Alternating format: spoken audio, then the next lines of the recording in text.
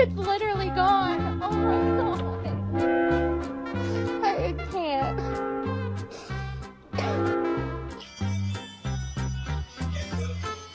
There you go. Did you guys see? Wait, did you guys see that? R.I.P. Trolls. Yes.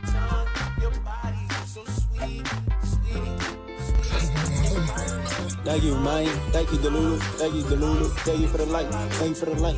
Just wanted to come on here and tell you guys that we are engaged. Not for real. I'm done. I'm done. And y'all are gonna fucking see it on live. I'm committing suicide right now and fucking. Sometimes I don't eat raw fish. Some Mustard with the chicken. Oh my god. It is very yummy. This is really good fried chicken. Imagine being so obsessed with someone that you literally fly to another state just so you can stalk them. That's Lauren Rose, TikTok's most chaotic stalking case. I already know that. Don't like. Why do you keep saying that people are making fun of me? I already know that. the redhead Can my mod put airport, Lauren, or anything? Mute that word. And that's just the beginning. Between loud mouth noises,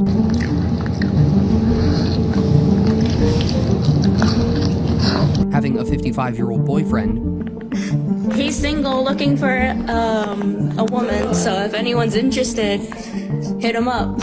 using the N-word multiple times, If I was a black girl right now, you would have heard me say the N-word. You would have heard me say the N-word. and a full-blown public meltdown at the airport over her flight cancellation. I'll get her fucking make another fake fucking secret account name. I will. So, you want to fucking keep playing that you're still Parker? I'll fucking share all the screenshots. Lauren's become one of the internet's most infamous disasters, but her followers keep defending her like she's the victim, cheering her on in her comment section. It's because I want to fucking... I'm trying to fucking be calming down and watching him and making me feel better after this fucking breakup. But that was just the tip of the iceberg. She even had a boyfriend with a history of sexual assault, whom she actively defended. When people called her boyfriend out, she straight up yelled at them in her live stream. Do I look like I give a fuck about no fucking Reddit? I don't give a fuck about no fucking Reddit. At this point, you can probably tell this story's less of a drama and more of a full-blown circus. We got another supporter on our hands. Suck it, haters. Suck it. Suck my dick. Oh wait, I don't have one. It all really kicked off when Lauren wished a disability on a child. Yes, an innocent child, during one of her livestream meltdowns. She was fighting with her friend Becca Sky, who used to be her roommate. According to Lauren, Becca had left her alone during times of crisis. Lauren started publicly attacking Becca and even her kids, going as far as wishing disabilities on them. Becca, I hope I hope your son has a disability so you can get your eyes checked. But what made it worse is that Lauren's own mother, Jill, was seen encouraging this disgusting behavior. She wished that someone would take away Becca's son, which made Lauren laugh, and of course, Lauren then came up with another excuse to drag Becca through the mud by wishing disability on her son. Say one thing to Becca. Becca, I hope someday you get a hold of some bad crack. And that's how much I like you.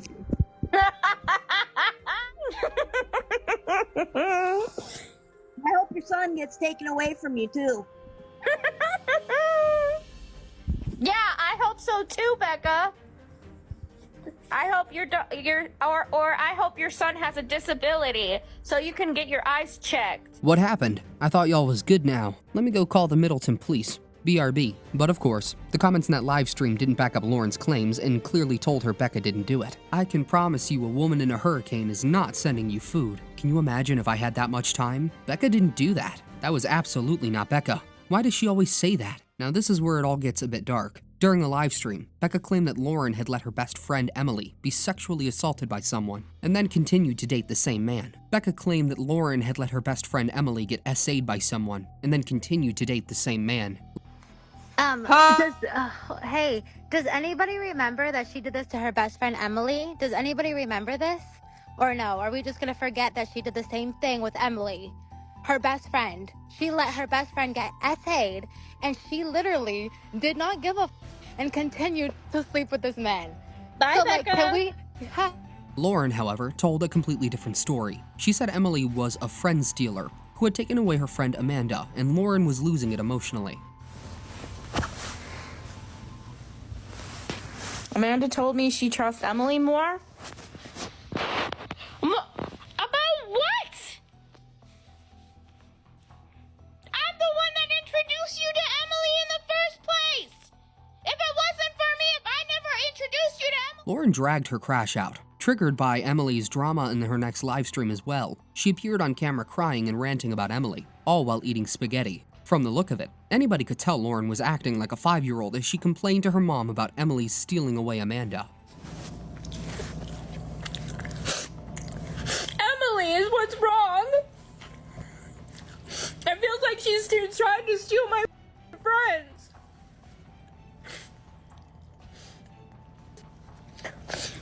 My freaking, okay, so what has happened? To make everything more interesting, Lauren also told her audience that Amanda and Kyle were all at Emily's birthday party, but when it came to Lauren's party, they weren't interested. You would have never met Emily in the begin with, if it wasn't for me.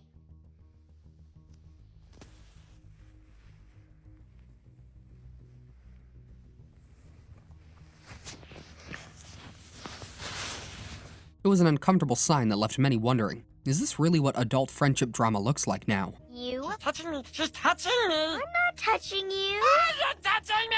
Not touching. Touching me. It's free air. You! Would you? Her next move took things from pretty to downright ugly. Lauren's never really been good with people. In fact, insensitive might be an understatement. Out of everything, Lauren also decided to be racist, and felt pretty proud of it. The worst example was seen when she called African Americans the N-word openly, as if it wasn't a big deal. I would love to say the N-word to his ass right now if I was black. If I was black, I would so say the N-word. Obviously, I'm white.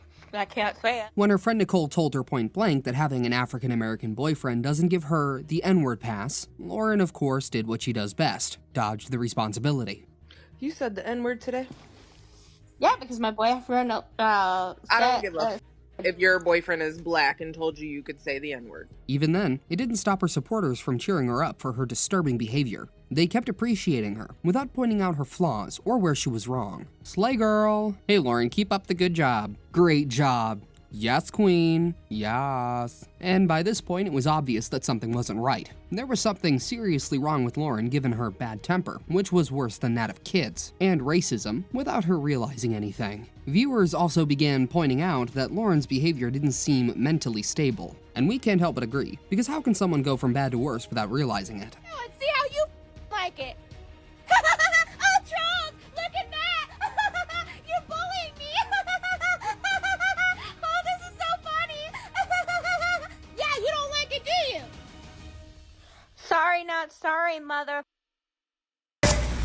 Hey, so I think you need real mental help. She's mental, OMFG. Of course, instead of owning up for her bad behavior, she doubled down and kept up with her insanity. Her trolls started flooding the comment sections of her videos with criticism, and rather than ignoring it, she went on full-blown rants. According to her, anyone who mentioned her behavior was actually bullying her. Look at this girl bullying, harassing me! This is so funny! Every negative comment turned into excuses for another meltdown, even Laura painting herself as a helpless victim of online bullying. In her world, everyone else was the problem, never her. Come on, do it! I don't care! I don't care, because I hate these trolls anyway! Go ahead! Go ahead! Report me to fucking TikTok! Report me to fucking favorite it! I don't give a fuck! That's your trolls doing that, Lauren. Then came yet another breakdown where she crashed out, blaming the trolls once again. She claimed that her family, including her mother, sisters, brothers, and stepfather, stopped talking to her because of trolls. That's any of my family, my brother, my sister, none of them anymore. Well, when was the last time you went over there? I don't know, a year or two ago? Exactly. She shouted and claimed that her trolls, including her ex-friends Becca, Kayla, and Seven, once called the cops on her stepfather Steve because one of her siblings, Jordan, was in some trouble at home. This is why her family stopped meeting her at all. Because of you guys! That's why! Oh my god. Don't yell. It's because of you guys! You guys went and called my the police over my stepdad like a year or two ago. I didn't do that. Yeah, it was Becca and freaking Kayla and Seven and those people. Okay, And people in the comments rightfully said, you need to be admitted and medicated. These people had nothing to do with any of that. Crazy. But Lauren, no one what to say right now. No one in these boxes are those people. Yeah, but no, y'all are still the same people.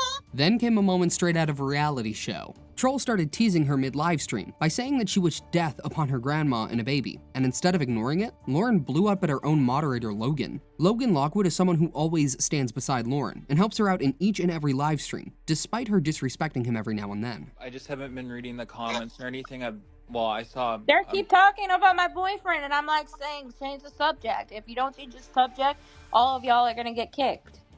Yeah, I mean, a lot of people in the comments, Lauren, are just looking out for you. When someone sees an article like that... Okay, well, I don't give a... Well, no, I'm just saying in general. And Lauren didn't take a moment to think about it, and straight up told him that he would lose his modship if he didn't kick her haters out of the chat. Please kick these people, or I'm gonna take your mod away. Well, Lauren, I'm reading all the comments. They're being trolls! Okay, Lauren, first of all, do not yell at me. I am just in the comments reading everything. Well, don't read the comments. People in the comments told her to behave and spare the guy from her insanity. Under the post where the video was shared, I'm already stressed out. I don't need to hear any comments right now. the comment section was brutal. Serious question. What disability does Lauren have? She's clearly 5 in her mind, to be honest, LMAO. Her and her mom both. It's just a learning disability, I believe. And this wasn't the only time she let her anger take over. Whenever things didn't go her way, Lauren would spiral, sometimes out of frustration, other times just to grab attention. In one of the live streams, she actually took an iPhone cord and hung it on the ceiling fan, pretending to end her life. I'm getting a stool. I'm fucking committing suicide. I've had enough of this bullshit. Seriously, I've had enough with this BS. I'm done. I'm done. And y'all are gonna fucking see it on live. I'm committing suicide right now on fucking live. Moments like that became routine, and before long, she took it further, threatening her viewers that she would burn up her apartment using whiskey and a lighter. Bottle of whiskey with a cloth, light that up on fire, and throw it like a freaking what is it called? That freaking mocktail bomb or something? Cocktail crap? But somehow, this isn't even the peak of Lauren's madness. Because beyond racism, meltdowns, and endless drama, Lauren also has a very unique relationship with food. In one recorded TikTok live, Lauren was caught at a church event practically begging a group of kids and their mom for pizza. She claimed she didn't realize she needed to bring her own lunch. Can I have the biggest pepperoni? Yes. Yeah, but I'm the smallest tea. Yeah, I didn't bring anything for lunch. Is it okay if I have some of the pizza? Well, I don't know how much I'll have because I need to feed the guys too. Because I gotta feed all 4 of my kiddos. The pastor's wife, who also happened to be the mother of the kids, told Lauren that the pizza was for the kids. But of course, that didn't stop her. I have the biggest pizza. Are you sure you can eat that much? Yes. I know we can. It's basically 2 pizzas in 1 pizza. Ooh.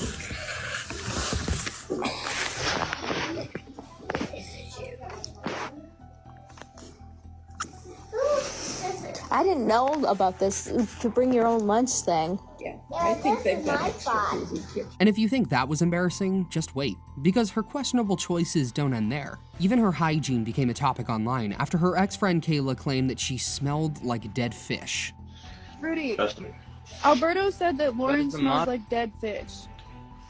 However, Lauren herself had announced on her TikTok that she had gotten herself a scrub with a good fragrance, and therefore she now takes showers regularly. Guys, I literally just took another shower tonight. I might smell amazing. I use that body scrub again. I love it. I'm gonna be showering every day now for sure. Now since I found my signature scent. But as always, the internet wasn't buying it. The post quickly made its way to her Reddit snark page, where people absolutely dragged her in the comments. Her signature scent is a fish sandwich. Took her 31 years to realize she needs to bathe daily. And just when you think it couldn't get any grosser, well, think again, because next up is her legendary open-mouth chewing. It turns out that Lauren also had a bad habit of chewing with her mouth wide open. Mustard with the chicken, oh my god. You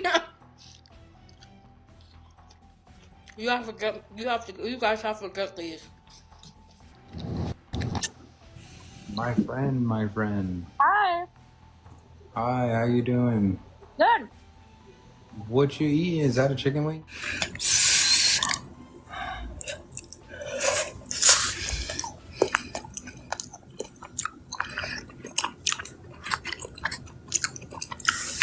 Now, being desperate for food is one thing, but turning lunch into an ASMR horror show is absolutely insane.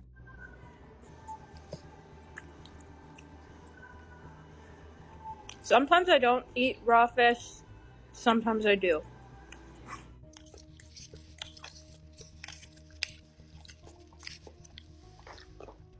Taco Bell nuggets. The worst part? She even has food stuck to her mouth while she speaks to her audience in her live streams. Thank you.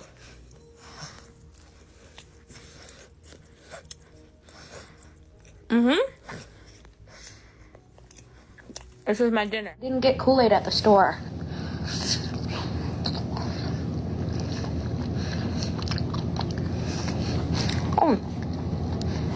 Someone complained about the same issue on her Reddit page. I hate her fucking chewing and smacking. I genuinely can't. It's such rage bait. Who the fuck eats like that? Close your fucking mouth. Stop. It always drives me crazy, and I have to turn the volume down when she's eating. Me too. Like, how can people sit there and listen to her and not be enraged? But while her chewing habits were bad enough, what came next took things to a whole new level. In one clip, Lauren found herself in a painfully awkward situation after someone reported her for burning a flag. According to one commenter, the flag had "I love yapping" written on it, which feels a little too fitting, as of course Lauren likes to talk a lot, even if it's trash talking.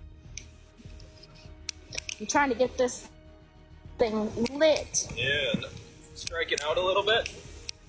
Yeah, for some reason this lighter doesn't want to work.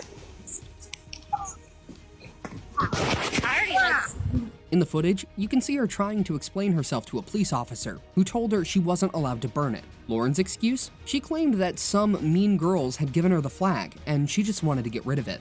Throw it away, do whatever you want, throw it in a barbecue pit, I don't care. Yeah, I'll do that. I'll take it back to the police department, cut it up, throw it away there. Okay. That way you don't have to worry about it anymore. Yeah. Yeah, because basically Mean Girls gave that to me, so I don't want it anymore if they gave it to me. Yeah.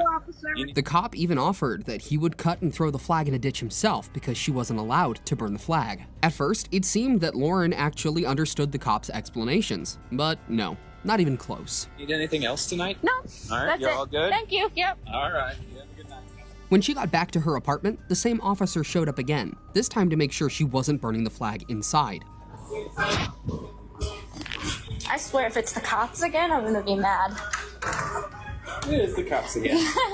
Somebody said you were gonna burn the flag inside, and I just want to say No, I didn't do that. Okay. Oh. Lauren responded with something completely out of context. She told the cop that her trolls were messing with her and reporting her to her landlord for saying the N-word online. Okay. Oh, can I tell you? So I know I didn't tell you outside when I was doing that, but someone has been calling my apartment number, lying to my landlord, saying that I said that. What came next made everything before look tame. It only gets darker and dumber. Out of generosity or foolishness, she once let a homeless transgender woman named Amanda stay at her apartment. According to Lauren, she had met Amanda in downtown Madison. Amanda was standing by the ice cream stall at the time, and then Lauren brought Amanda a pizza, later taking the stranger to her home. Now, most people would think twice before doing that, but Lauren, she was trying to play it cool. So this is Amanda Thompson. Amanda Thompson. She is homeless, and I'm trying to get her back on her feet. And I brought her back to my house just for her to stay for a couple of days, and until she gets back on her feet. And if she's not, we're gonna put her up in a. I'm gonna talk to my grandma about putting her up in a hotel. But her neighbors weren't having it. They called the cops on her. When the cops came, they asked Lauren to contact her guardian and warned her that she could only keep Amanda for one night, as it was not safe. And so Amanda had to leave Lauren's apartment the very next day. Okay, so what did the cops say? They were just worried about my safety, about only having him spend like only one night instead of like tonight, instead of like a couple of nights. People could indeed be half-witted, but it takes a full-blown effort to reach Lauren's level of idiocy. With roughly 2,000 followers on TikTok, she presents herself as a 31-year-old survivor of domestic violence and child abuse. Despite being a victim of child abuse herself, she could not stop herself from wishing bad on someone else's child. When it comes to her family, not much is known, except that her biological father has passed away, and she lives with her grandmother. She also has a mother named Jill Stablaski, a stepfather named Steve, a sister, and more than one brother. But if you thought her family situation explained her behavior, you might want to think again. Because one of the biggest reasons behind Lauren's constant meltdowns isn't her past. It's her so-called relationships. Lauren changes boyfriends like phone cases, except in her case, the guys don't even know they're dating her. From Parker Lanosa 911, what's your emergency?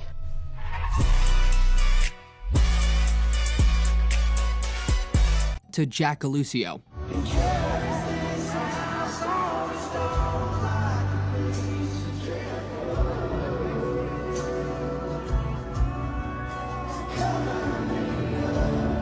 Both popular TikTok creators and very much in real relationships, Lauren's convinced that both of them belong to her and her only. However, her biggest controversy wasn't police encounters or racism. It was her insane obsession with Parker Lanosa, often described by fans as a TikTok fuckboy. It was the kind of obsession that could make anyone do crazy things, just like Lauren did. Let's take a deep dive into how Lauren dealt with her unhinged infatuation. Parker Lanosa is a popular TikTok creator with over 1.2 million followers and 84 million likes. His content is usually focused on relationships and how to be a better man. Basically the type of content that attracts women, not to mention his fit appearance. I don't know what woman needs to hear this right now, and I hope this reaches the right men, because we live in a generation where men think it's not. That's actually what made Lauren crazy for him, that she started making videos with him out of nowhere. Her TikTok page is basically a shrine to Parker, filled with duets that are next level cringe, to say the least. Hi, Parker!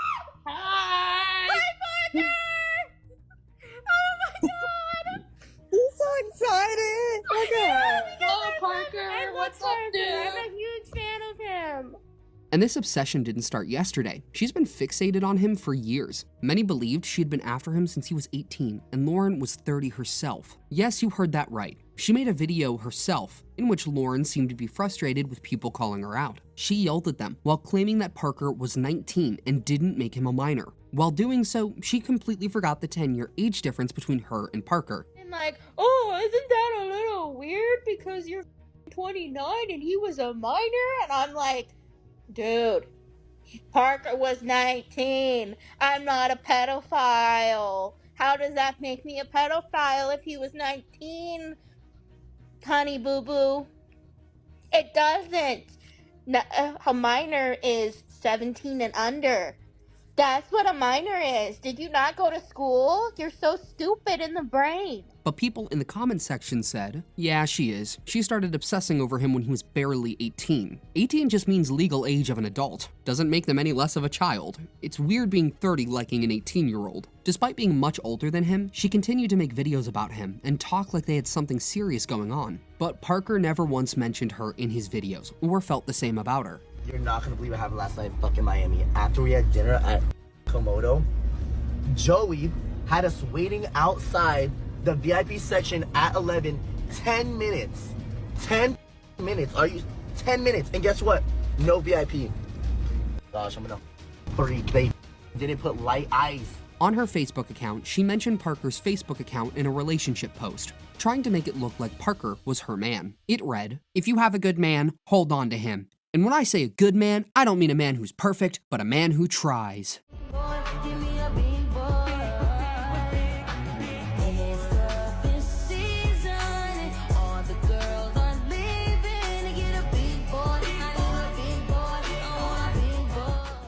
She took things a step further by publicly updating her Facebook relationship status to say she was dating him. I don't care. I want him. I think he's perfect anymore, and I still want him.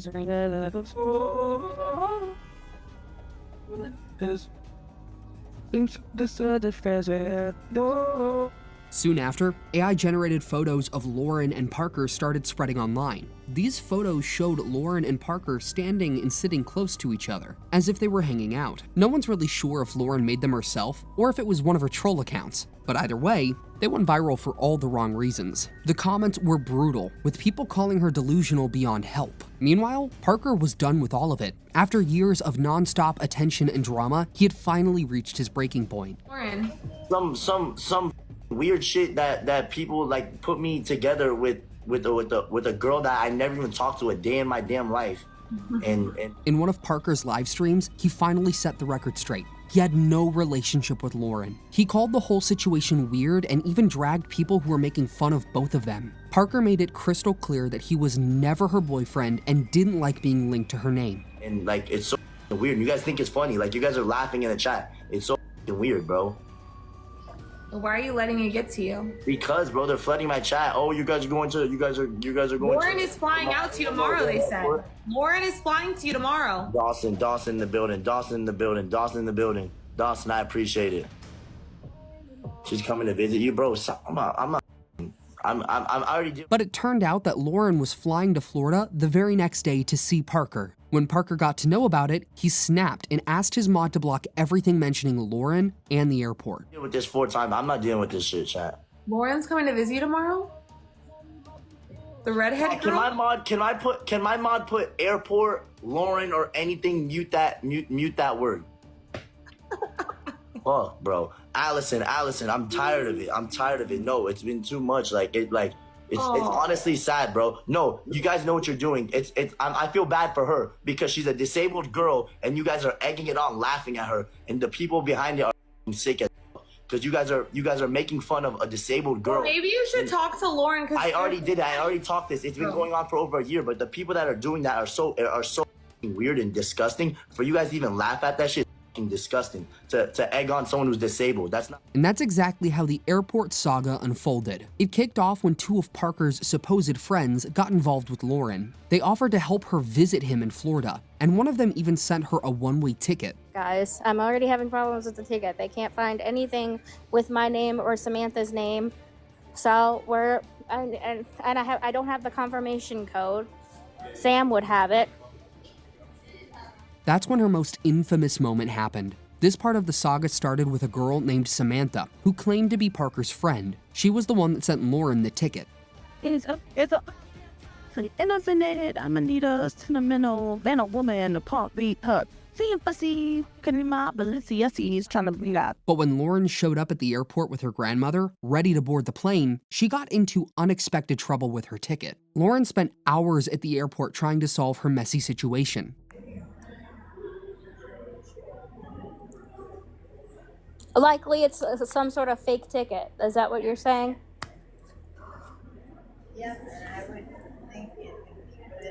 When she spoke to the management, they told her that they couldn't even locate the ticket in their system, which meant that either the ticket was canceled or never booked in the first place. Lauren tried getting Samantha on a call during her live stream, but couldn't reach her. Over $200 on these tickets.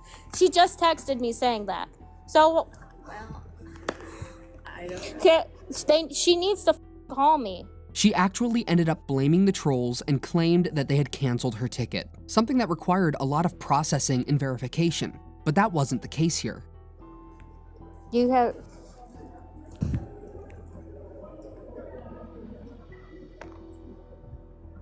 I'm the one who bought the damn tickets. Wait, hold on. In the middle of the live stream, people in the comments also discussed the Reddit page, where her trolls were mocking her, which only added fuel to the fire. Her grandmother also pointed that out.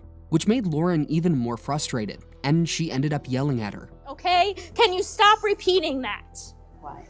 And so they're waiting to see you arrive in Florida and have nothing hands. What do they got, Samantha? Then someone named Bo, probably a friend of Lauren, joined the stream. He claimed that Delta, the airline from which Samantha had bought the ticket, never cancels anyone's ticket. Bo made it clear that Samantha and the others were likely just messing with her. It was all a setup. Tickets do not get canceled like that. They don't, Laura. I am so sorry. They don't get canceled like that. People are just using you because they know that you do this. They know that you'll go to the airport and they know that you'll fall for the text. They do not cancel tickets like that, Laura. I promise you. Lauren completely lost it when she found out the ticket number was invalid, which meant the ticket wasn't real to begin with. Someone had set her up. She realized that the whole thing had been a prank. On top of that, she didn't have enough money to buy a new one, so she had to cancel her trip altogether. For doing this shit. Guys, I'm crappy at seeing DMs while I'm live. I'll definitely look at them after. No, I'm only talking to Bo. And sadly, this wasn't a one-time thing. Lauren had been through this cycle before. People had catfished her multiple times, pretending to be Parker and tricking her into thinking she was talking to the real deal. Like, that's what I'm assuming. Like, this can't be... Like, this has to be the real Parker. But he keeps making jokes. Unfortunately, Lauren, being desperate herself, would fall into the trap every time and end up blaming the trolls. Nowadays, it's fairly easy to tell whether a social media account is fake or not, but Lauren could never spot one, or she didn't want to in the first place. You really are a pussy.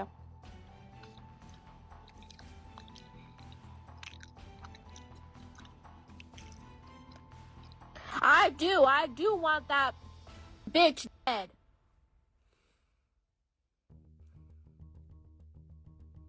I am gonna go buy a gun and kill that bitch.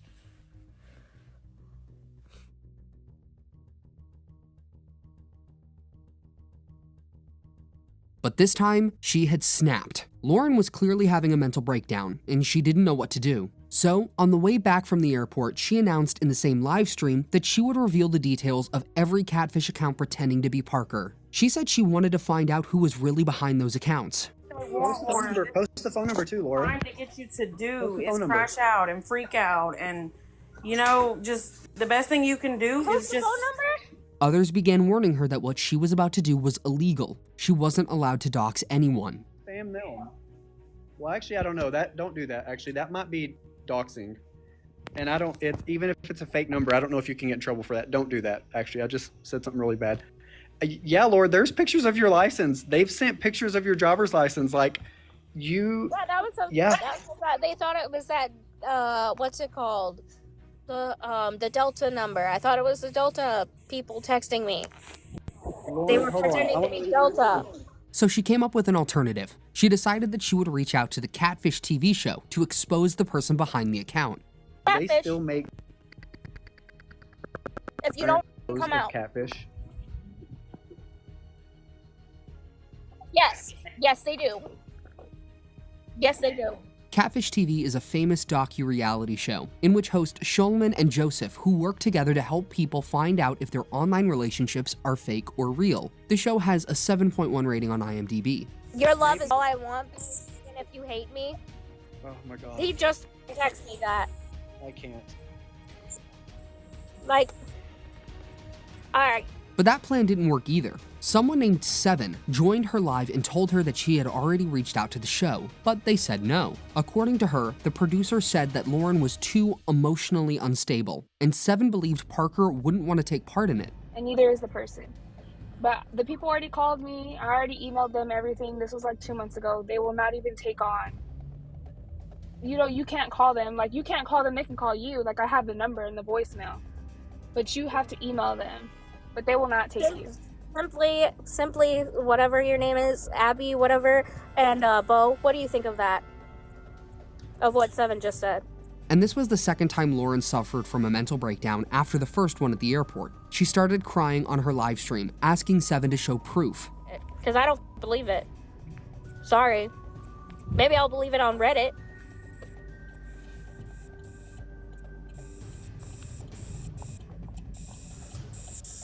Kevin did not say that she catfished Lauren. She said that she contacted Catfish for Lauren. No, she did she did catfish me once.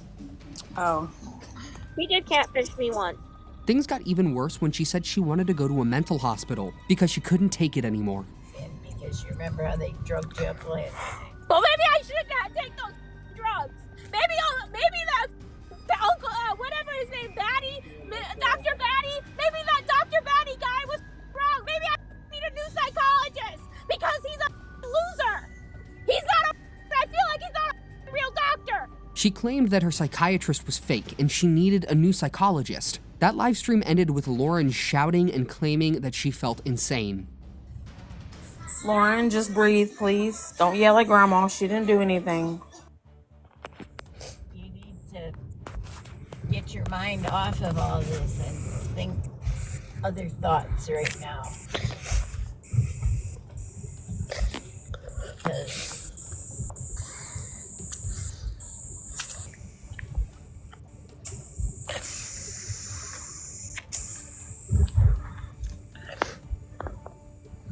if you don't take me, I'm gonna get me into Miramont tonight. But the real drama kicked in when she got into a fight with one of her good friends, Chad, all for Parker. Chad had been real with her from day one, trying to explain to her that Parker wasn't interested in her, and she didn't need to feed into the drama because of trolls. But Lauren completely lost it when she couldn't tolerate hearing facts from him. Like, what the hell? Like, he was talking shit about Parker the whole time, and yet now he's mad because I freaking talked about him not doing child support. What the hell?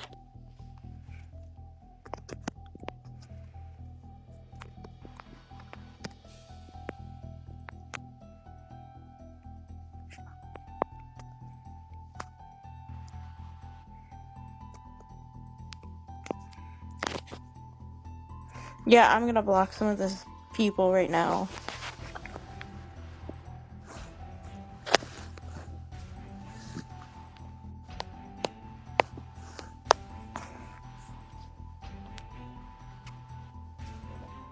I got the idea that people were lying about you, but everyone's actually right about you. I should have listened. What? You're actually a mean human. Wow. No, I'm not. Stop reading those comments. Why are you reading comments to try to say stuff? You have none of those people have it. Those people don't even like you. They're there just to start drama. Stupid.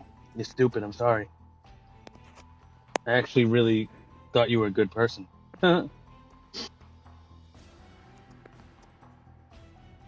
Seriously, bro. Wow. I don't care if people are typing that. You shouldn't be reading that. Just like people typing here, I don't read the shit. Because it's mean, you know? Okay. Alright, well, I'll never see you again. Peace out, Apple. Fuck Parker. He's queer. Straight up. This was when she spiraled out of control and likely ended up wishing disability on Chad's kids. Just like she did with Becca's kids. Chad understandably called her out for her insanity and told her clearly that he would come to her house if she ever thought badly of his kids. It's alright. Like what? That was pretty f***ed up. Why are you bringing up kids again, Apple? Yeah, Parker doesn't have kids. Why are you bringing up kids again, Apple? Louis V's in my archives, like diamonds apartheid. Don't start with my kids, Apple. On the block with Parker has kids. But instead of owning up, Lauren pulled her favorite move, something she's been doing since the beginning, pretending she had no idea what he was talking about. No, he doesn't. Why are you bringing up kids again, Apple? Remember you said you were You didn't do the kid thing no more? I didn't wish a disability on your kids. If you did, I would come to your house.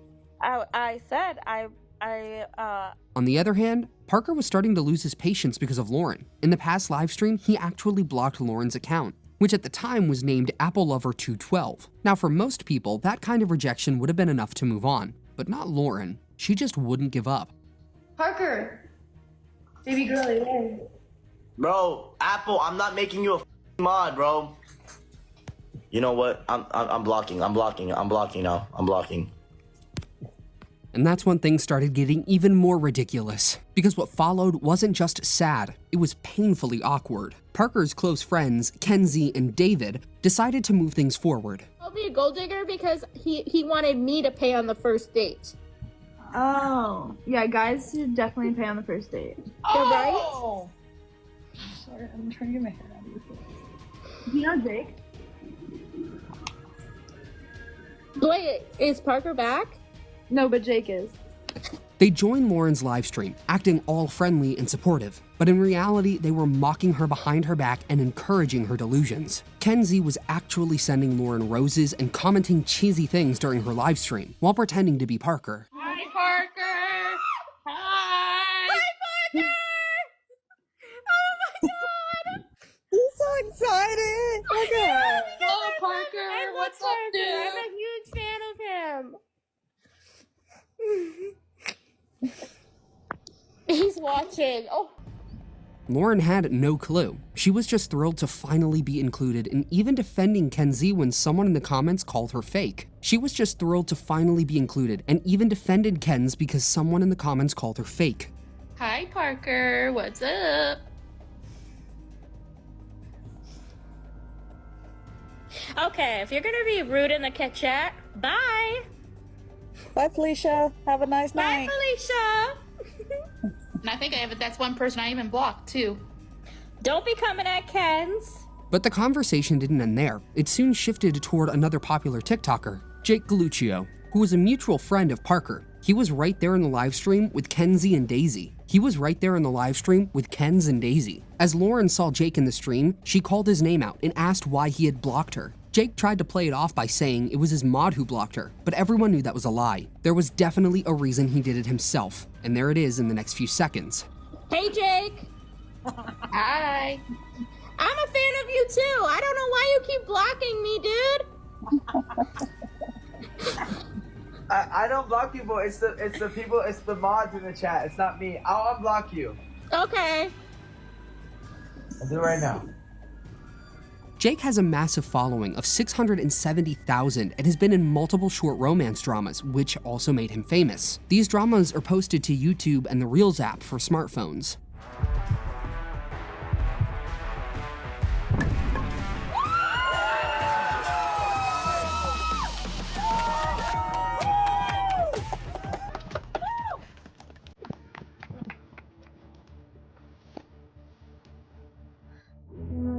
You're awake. I'll go. I think I have a fever. You feel fine to me. Oh, I'm burning up. And somehow, Lauren thought she had a chance with him. He quickly became her next obsession. During a live stream with Jake and two other creators, Lauren's delusions hit a new level. It was obvious that Jake was trying to avoid her, but that didn't stop Lauren from asking him out on a date. Let's go up. Yeah, Melanie, you're behind me. That's bad. Hey, Jake, maybe sometime me and you could go out. I tried to defend you, Eli. What is this? No, I know. Oh, okay. Yeah, I spoke too soon. What was that? What was that? I said I spoke too soon. Enough, guys. What's going on? Haley, get over here and run some points on him. Becca, I asked Jake if he wanted to go out with me, and he said yes. Where are you? Guys, double tap. And then she told him to come to Wisconsin. He laughed it off and even acted like he didn't know where Wisconsin was. Anyone watching could tell he was politely turning her down, but Lauren just refused to see it. Jake, some of my people didn't hear you when you confirmed the date. Yeah, we're all gonna go out and hang out and shit. Okay. Right. That was my icon. Oh, you should come to Wisconsin. Wisconsin? Yeah, that's where I live. Wait, where's Wisconsin again? That's like East Coast-ish, right? Learn your geography. Step it up. Let's go. No, it's in the Midwest. They're laughing at you. He just doesn't want to be rude. Delusional. Girl, he don't want you. And when things didn't work out with Jake, she quickly moved on to another TikToker, Sam Carter, also known as Sam's Vibing. Since both Jake and Parker had turned her down, she had to find another obsession to keep moving. For some reason, Sam seemed to be the perfect fit for her.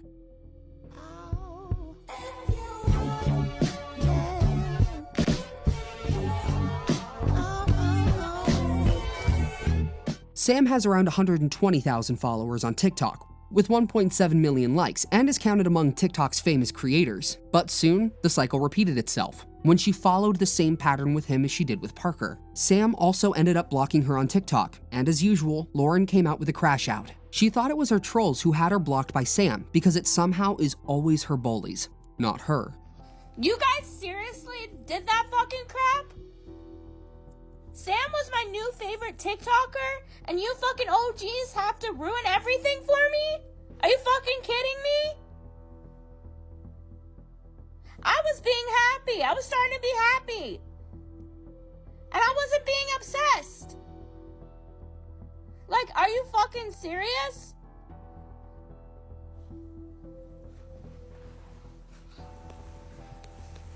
Like, you think I like Sam like that? He was my favorite fucking idol. And then you have him block me? Are you fucking kidding me? But that wasn't even the most concerning part of her story. Things took a disturbing turn when she started talking to Omowale Atkins, a man with a documented past involving child sexual assault allegations and time spent in a mental institution. Despite knowing all of that, Lauren still decided to date him. I believe that one of the worst things that you can do to someone is to know what they've been through, to know all of the pain that they have endured in their life, to know that they don't trust a soul because every person that has come into their life has showed them why they cannot trust. For you to make them believe. She even tried to invite Omowale onto one of her live streams, but as soon as he appears on screen, the chat was flooded with people warning her about who he really was. Viewers mentioned his disturbing past, including crimes like breaking someone's eye sockets and getting a sedated woman pregnant at a mental institution. Yet Omowale tried to defend himself, making excuse after excuse. He said that he never got any woman pregnant or broke anyone's eye socket. Those were lies. But how did the woman get pregnant by you? Or asking. She didn't get pregnant by me. It was another dude. The baby was another dude's baby. He's been dating a lot of psychos, guys. He dated a lot of psychos in the past. Yeah, so tell them all the stories about all your psychos that you. Still, he couldn't deny the news articles that exposed his record. A news article posted on the media website Dis and Dat said that Omowale had sexually assaulted a 23-year-old woman at the Milwaukee County Mental Health Complex, and that he was the father of the woman's baby. Not only that, Omowale had broken the eye socket of one of the nurses there. It turned out that Lauren had actually met Omowale through Facebook dating. That's where everything began. Despite the countless red flags, she still decided to give him a chance. Lauren's friend Nicole also pointed out that Omowale was a predator, but Lauren brushed it off, pretending she didn't understand what Nicole meant. Do you also understand that this man, a child? No, that's what the psycho woman said. An 11-year-old. An 11-year-old and a 17-year-old. This is his public arrest record in front of me. Okay. An 11-year-old. Do you know any 11-year-olds in your family? No. Imagine an 11-year-old. An 11-year-old. Okay. A little kid. Okay. Or maybe she just didn't want to face the truth. When someone in the comments called Omowale out, Lauren snapped back at them, defending him without hesitation. Lauren, he's dangerous. It's not talking shit if it's a crime he's charged with. No, he's not. Leave my man alone. Don't be talking shit about my man.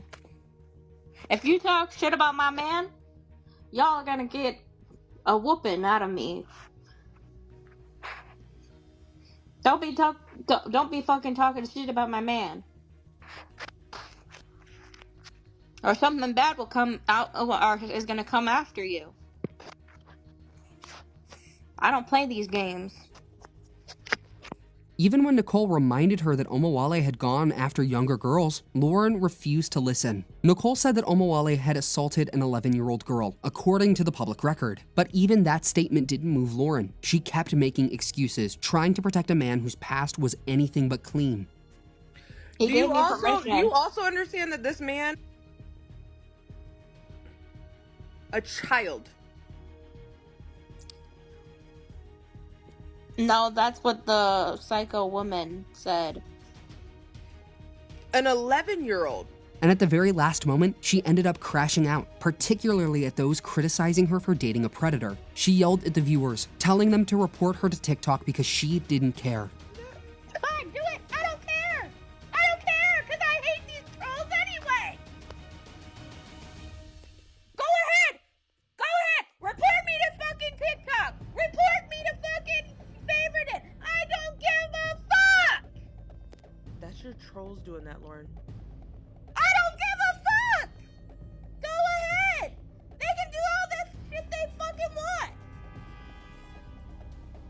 I don't fucking like freaking. But if you thought that was the end of her messy love life, you might be wrong. What's coming next will definitely stop you in your tracks. While at the gym, Lauren thought it was a good idea to flirt with an 18-year-old boy, telling him she likes younger guys because age doesn't matter to her. Yes, you heard it right. And then she dared to laugh it off as it were nothing. How old you are? 18. Oh, you're 18? Yeah. Okay, I'm 31. Yeah. I like younger guys. Age doesn't matter to me. I'm taking some, sorry. Okay. Yeah, you too. That incident is just another example of how far Lauren would go for attention, and it didn't stop there, because not long after that, she pulled a similar stunt online. This time, her target was TikToker Manny Santibanez, who has 5,000 followers on the platform with 22,000 likes. While in a live stream with him, she tried asking him out, and once again, she faced rejection. Manny played it cool, brushed it off politely, but as usual, Lauren didn't know how to take no for an answer. She continued to shoot her shot even when he clearly told her no.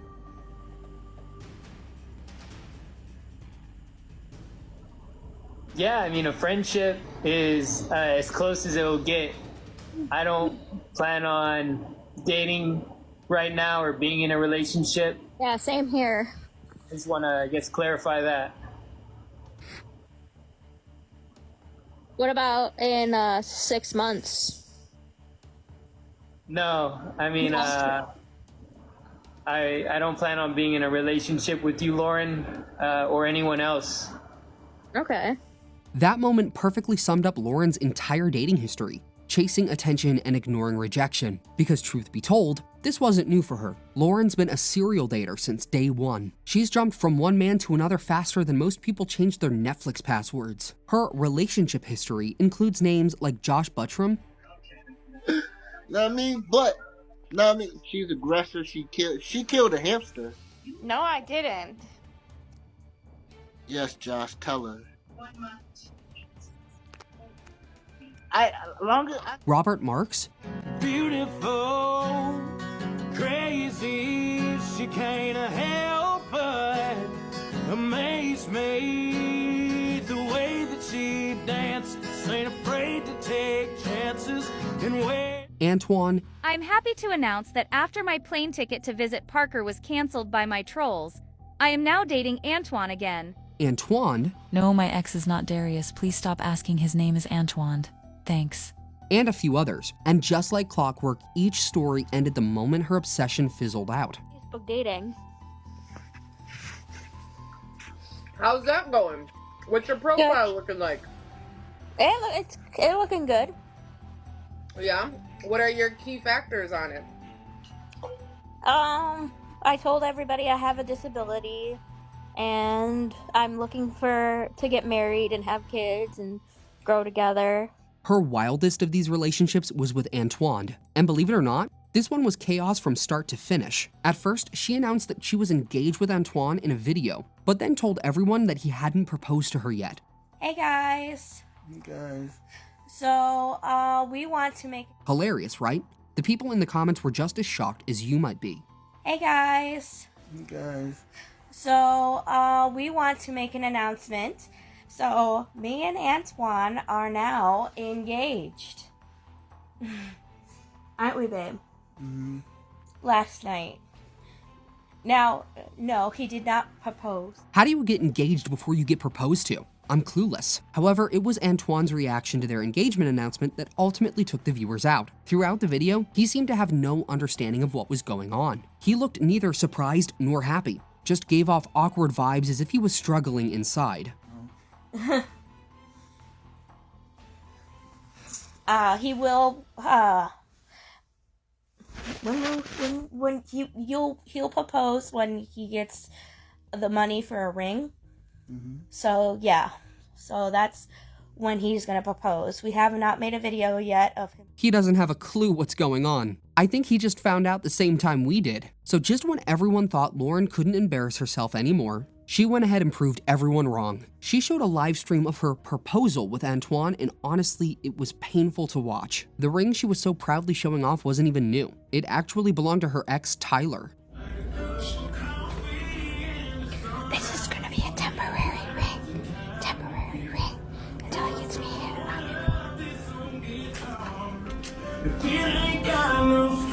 here, babe. And it turned out Antwand still didn't have a clue what to do with the ring for the first few moments, but then he finally proposed to her, almost forcefully. Lauren, all smiles, told everyone that he'd get her a new ring soon. Guess what? He never did. I just gave you something. So now it looks like you have a ring. So are you gonna ask me something?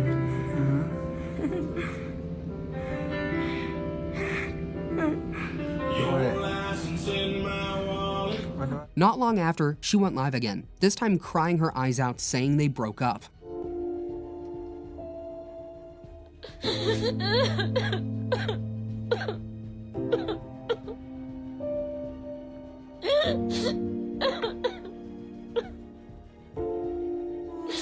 heart is literally broken. Antwand literally just broke up with me. After all of the chaos she'd already caused online, you'd expect Lauren to finally take a break, but instead, things only got messier. This time, she actually broke into someone's house, and that someone was said to be Lauren's friend Kiana, according to Lauren herself. Even if Kiana was her friend, that doesn't give Lauren a free pass to enter her house without informing her. This is just plain weird.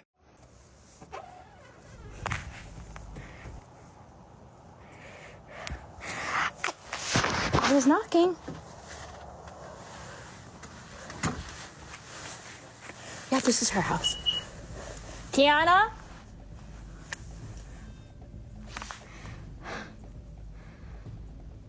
If she wasn't home, then why is the house? The door open. Like that. But what comes next took things from bad to downright cruel. Back then, Lauren had shared her grandmother's house address online, which didn't land in the right hands. Trolls penned it down and sent out a pizza to her grandmother's house. The unexpected food delivery shook her up. Lauren was staying at a grandmother's house at the time. However, after this incident, she couldn't stay there any longer. Her grandmother was freaked out so badly that she kicked Lauren out and told her to go back to her own apartment. My grandma is really scared right now. Oh, this is my house. Popular lover wicked.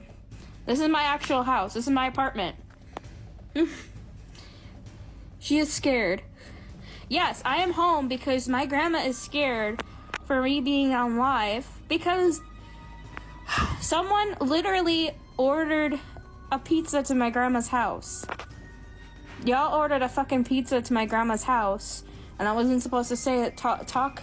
Alone again and again, with nowhere stable to stay, Lauren started looking for comfort, and that's when she met 55-year-old Andrew, her coworker. They had crossed paths on Lauren's volunteer job, which is basically a program that helps give disabled people jobs, and it didn't take long for them to start dating each other. Despite having a 25-year-old age difference, something that most people would find weird, Andrew was seen at her apartment more often than not, and people online began calling him out for his strange, stalker-like behavior. But that relationship didn't last long either. Lauren herself made a post on her TikTok account where she announced that Andrew had cheated on her. She had tried a loyalty test on him, which he failed. For the same reason, she called it quits with him. And it's quite understandable, because it might not be the greatest match for Lauren, as she likes younger guys like Parker. OMG, he cheated? So glad you're out of that, girly. Yes, he cheated. I did a loyalty test on him to see if he would cheat. I was right, and he failed. So he actually cheated, or just failed the test? And that wraps up the wild, chaotic, and painfully entertaining saga of Lauren Rose. But of course, this isn't the end of her story, just the end of this episode. So if you liked watching this video, give it a thumbs up and subscribe to our channel for more deep dives into the internet's favorite lolcows. Who should we cover next? Share your suggestions in the comments below.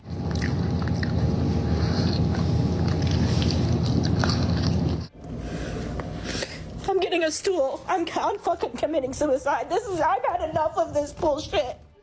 Come on, do it. I don't care. I don't care, because I hate these trolls anyway. Go ahead. Go ahead. Report. Becca, I asked Jake if he wanted to go out with me, and he said yes. Where are you? Guys, double tap, double tap. Lauren, just breathe, please. Don't yell at Grandma. She didn't do anything. You need to get your mind off of. Hi, Parker. Hi. Hi, Parker.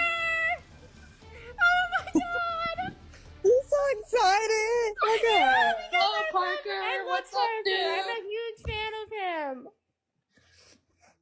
In the summer of 2022, a video of a young man reviewing mango habanero wings went viral on TikTok.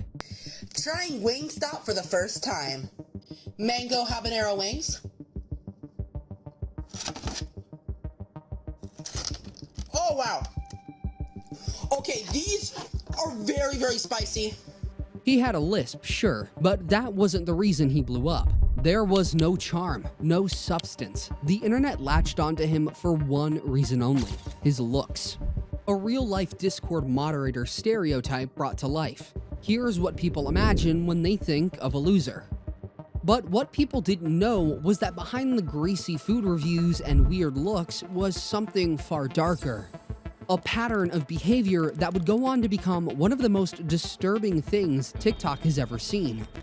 Nova Online was exposed for having a fetish for wearing adult diapers and engaging in inappropriate calls with minors, which sometimes turned pretty disturbing. Go twinkle with that, how I wonder why you are up above the world so high, like a diamond in the sky. Twinkle, twinkle with that, how I wonder what you. You'd think people would have been disgusted enough to look away, but they weren't. A small group stayed loyal. Some even built shrines. Dear Nova, I truly wish I could give you my set of eyes and put them into yours so you could see how much of a cool, wonderful person you are. But they were the exception. Most people weren't fans at all. They came to troll him. They doxed him, swatted him, and eventually started showing up at his house, making it clear he wasn't safe even at home. Read the sign! No trespassing!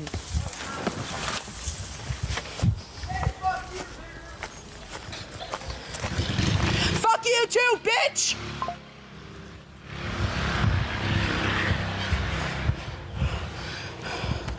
Eventually, his online behavior spilled into real life. He was kicked out of his local church, and no one would hire him. Struggling. Not even McDonald's wants to hire me. Nobody wants to fucking... But even that wasn't the most unhinged part. Nova's uncle, Andrew Gage, had his phone number leaked, leading him to crash out on Nova, calling him a pervert and even threatening him. Mom, this is urgent. Fucking urgent. Andy just texted me again. His phone number got leaked, and now he's blaming... He just sent us word for word. Okay, you pervert, you get my phone off of TikTok before you have an accident. Nova has tried to reinvent himself, hitting the gym, cleaning his room, but nothing ever lasts. And the trolling only intensifies as he spirals further out of control, much to the internet's amusement. Now, his name is synonymous with Discord server meltdowns. This is not a drill, this is not a f***ing drill, this is not a f***ing drill. My main account just got hacked. My main account just got hacked. I am really working really hard to get it back. I am so under so much stress right now.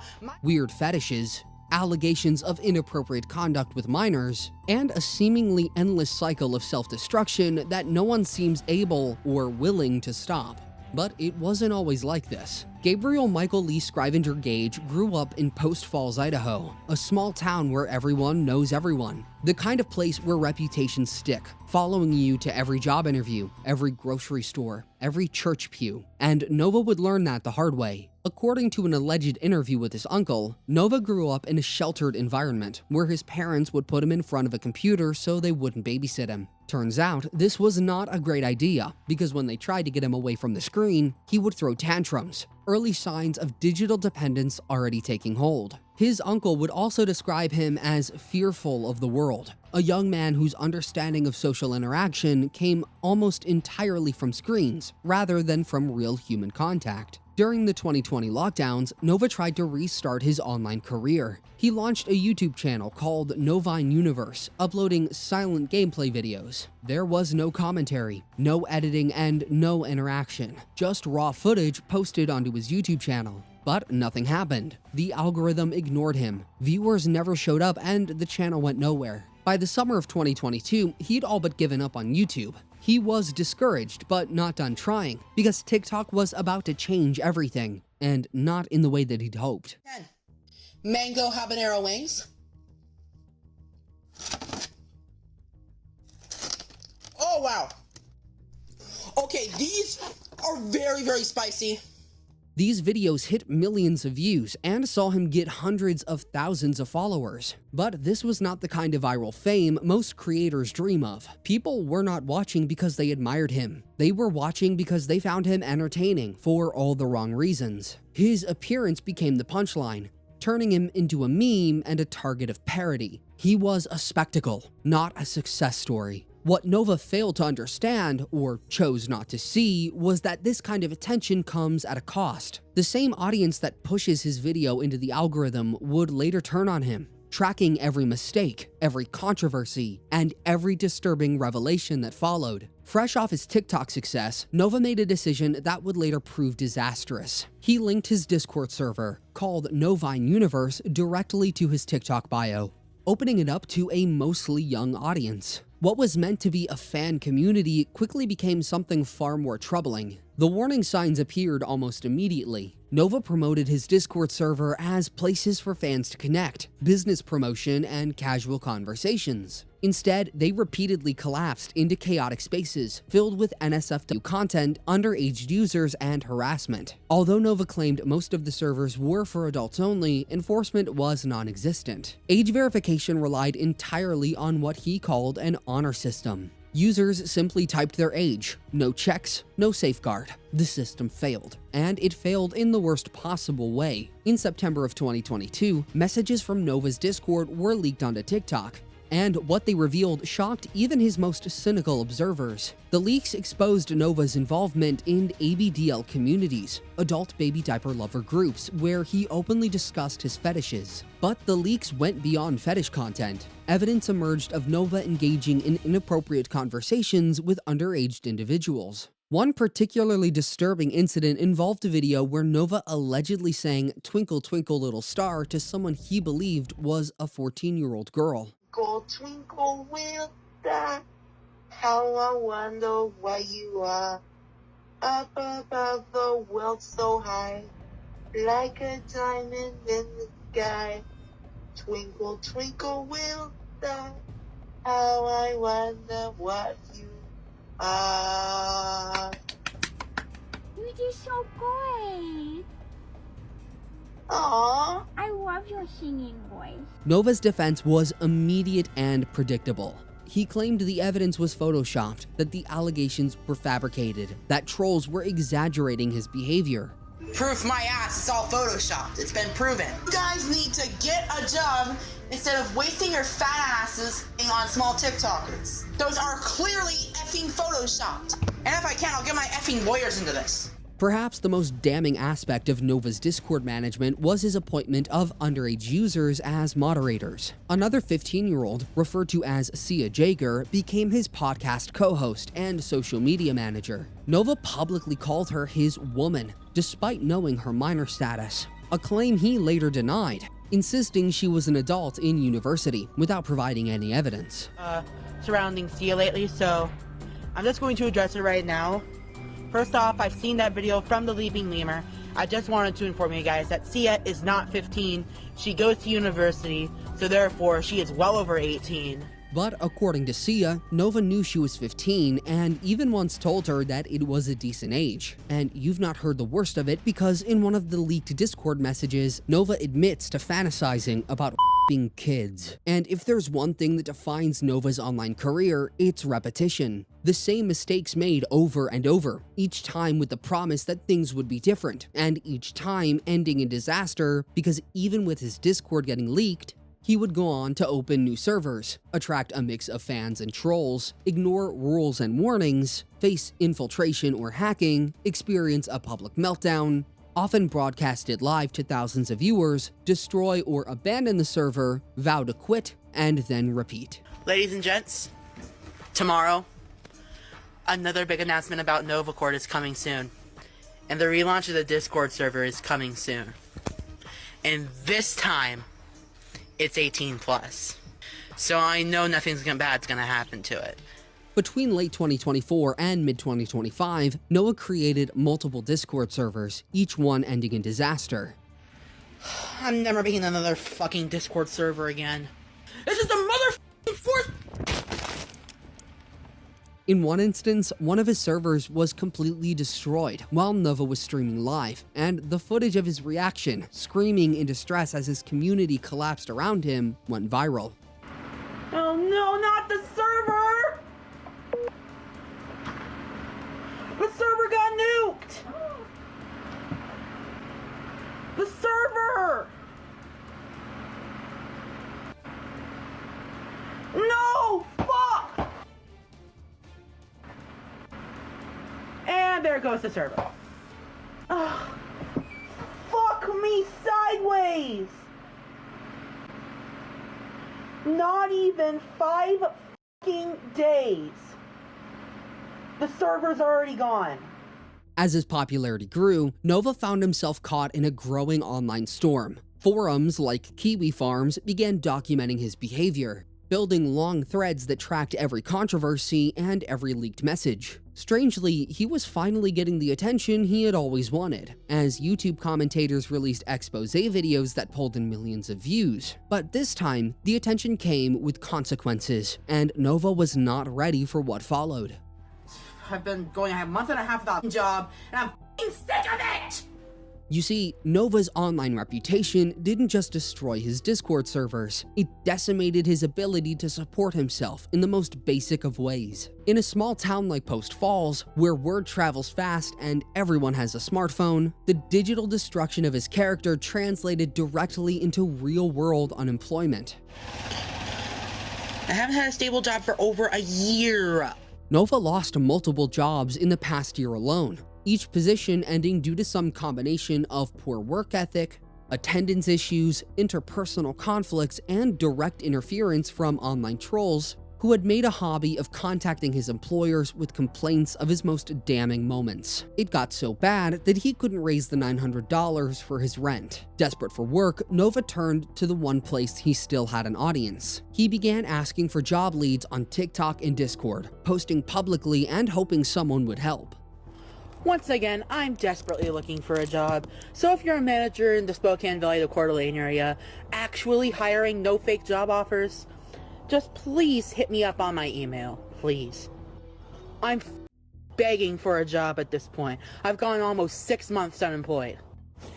And this video is going to be out right away. I'm not whacking this in my drafts like I do most videos, because I'm that desperate for a job.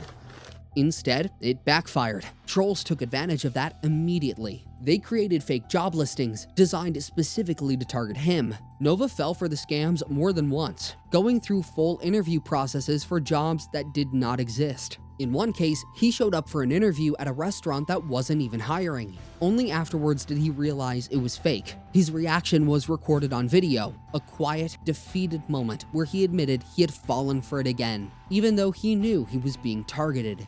I think I fell for it again. Victim to another fake job offer. My god, I fell for it twice. Unless the supposed supervisor can somehow prove to me that it wasn't fake. then I fell for it again.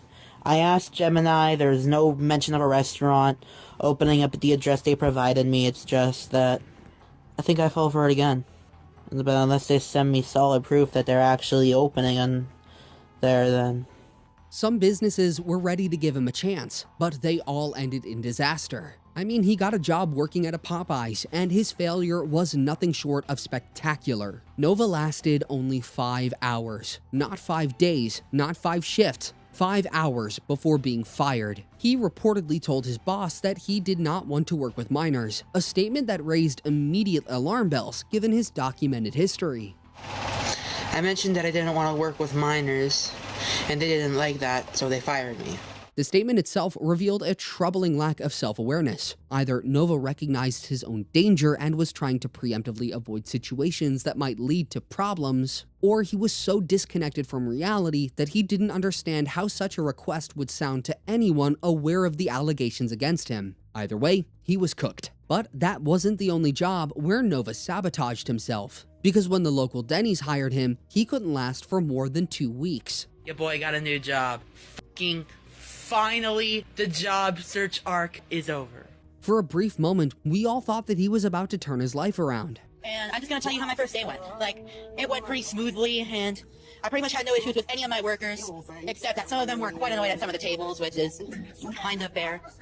Like, I sometimes get how servers can be in the back of the house versus part of the house.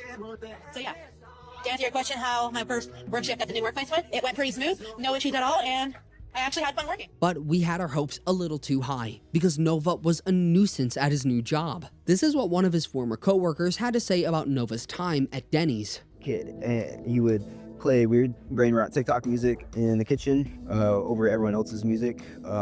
He would consistently ask everyone, guess what? And then you would say what? And he'd say, these nuts. Pretty annoying. Nova's joblessness pushed him to try his luck in other ventures. In an attempt to generate income outside of content creation, Nova launched NovaCord, a small business selling customizable paracord bracelets. So I am selling 3 different items in many different colors. So I'm selling 1-tone paracord bracelets for $11.50 US, and then I am also selling 2-tone paracord bracelets for $13 US. I'm also selling little keychains for $6, 1-tone or 2-tone. The venture was explicitly tied to financial desperation, particularly the need to cover rent. He promoted the business through TikTok, live streaming the bracelet making process and offering personalized options. Mail soon. This is a dark green one that was also sold pending selling location. This forest green black combination is being sent to Washington, and honestly, I love this color. It is so fucking cool. And finally, the amber bracelet was sold, and it is going to Baltimore. Business wasn't exactly booming for Nova. I mean, knowing what kind of person Nova is, it's no surprise that customers complained about delayed shipments. But the fact that he was making products in the same unsanitary home environment documented in countless videos raised hygiene concerns about the items people were expected to wear. You see, Nova's mental state deteriorated under the weight of constant harassment. His physical environment reflected the chaos. His living conditions became widely documented through his own videos. A cluttered home filled with trash, discarded food containers, visible stains, and suspected infestations. One particularly memorable incident during a fantasy football stream captured a bug crawling out from under his shirt, sparking widespread disgust and speculation about bedbug bites visible on his skin. Grandma, Lucas, Tate, Jackson, and Aiden. If I missed any names, y'all unfortunately are last.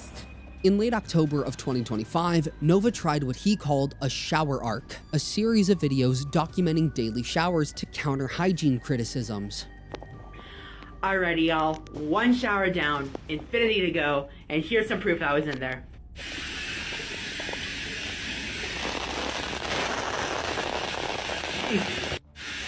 Shampoo in.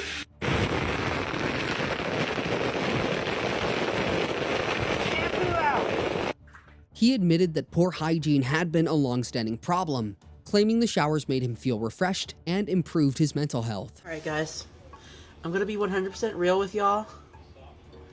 My hygiene's a total problem. Sorry if I look a little off, I just got kind of done with crying because I know how big of a problem this is. So, starting today, I'm doing daily shower videos.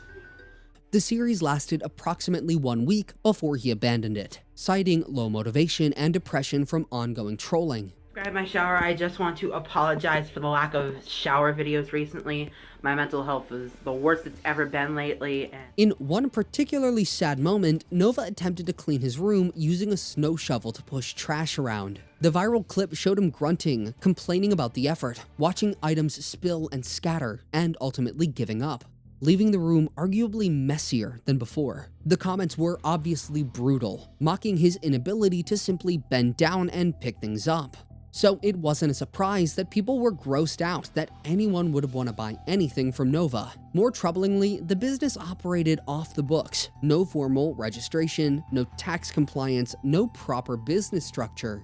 Gabriel used temporary Discord servers, his email, and burner phone numbers to process orders, making accountability nearly impossible. The business, like everything else Gabriel touched, became another source of controversy rather than a fresh start that he claimed to want. But what's even more shocking is Nova's spending. What is making Nova's financial situation especially frustrating to watch is how he's spending his money. While he's begging for followers for $900 to cover rent and claiming he's broke and unemployed, he's still buying things that suggest very different priorities. Pokemon cards are becoming a major flashpoint. In June of 2025, Nova is uploading a video where he opened a Super Elite Trainer box and a booster bundle bought from an eBay scalper, purchases totaling over $200. Just days earlier, he's publicly complaining about rent and asking his viewers for donations. The comments are ruthless. People are asking how he could afford this when he was begging for money less than a week ago.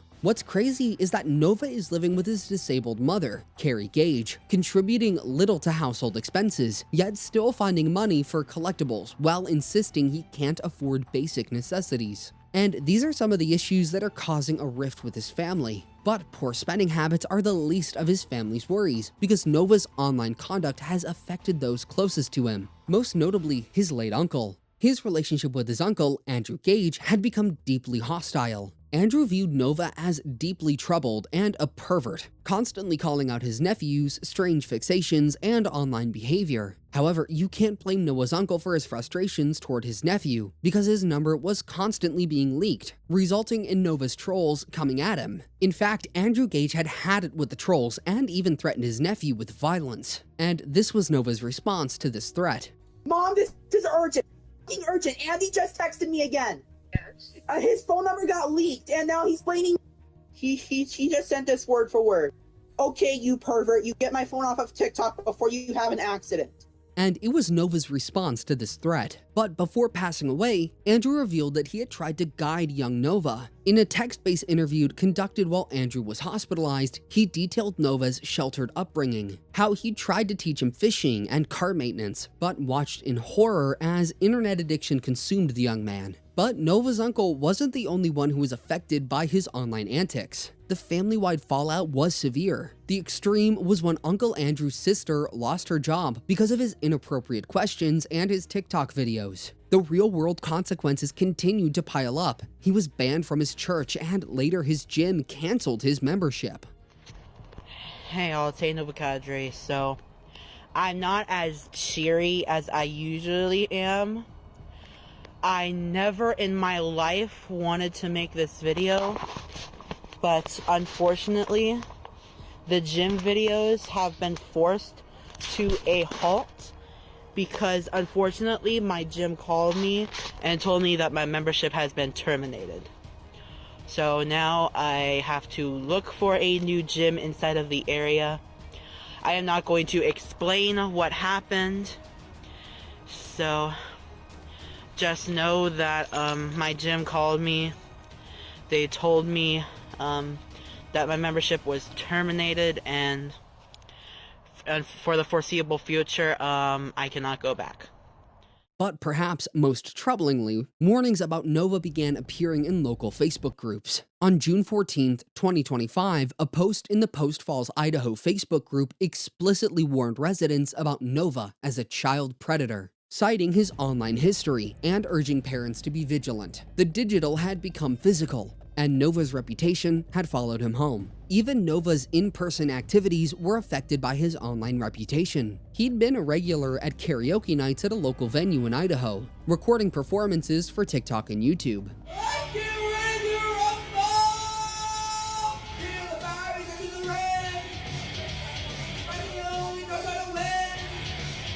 But around June 21st, 2024, he was banned from the venue. And what's concerning now is that the trolling has moved beyond the comment section and right outside his home. On at least 2 occasions, individuals trespassed into his family's backyard, filming themselves exploring the property and commenting on personal details visible from Nova's videos. I found Nova's house.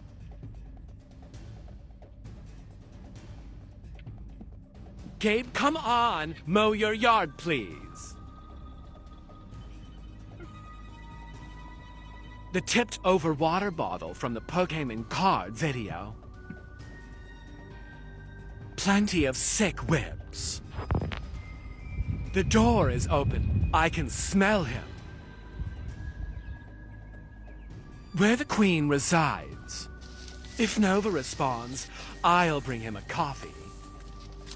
I told y'all I'd be back. I want trees. It's really smelly. The scents and colors. A little treat for the viewers. The most aggressive confrontation occurred during a live stream when an individual drove up to the property yelling obscenities, including racial slurs. Nova appeared visibly shaken, his hands trembling as he told them to read the sign, referencing a no trespassing notice. Read the sign! No trespassing!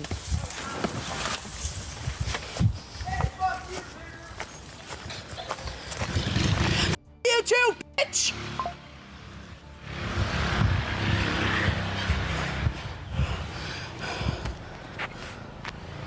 Fuck me sideways. Nova abruptly ended the stream, later describing it as the first time somebody had physically confronted him at his home.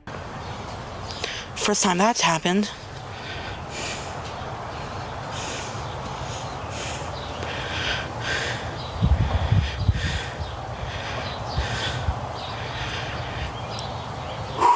Yeah, I'm fine. You can see me shaking.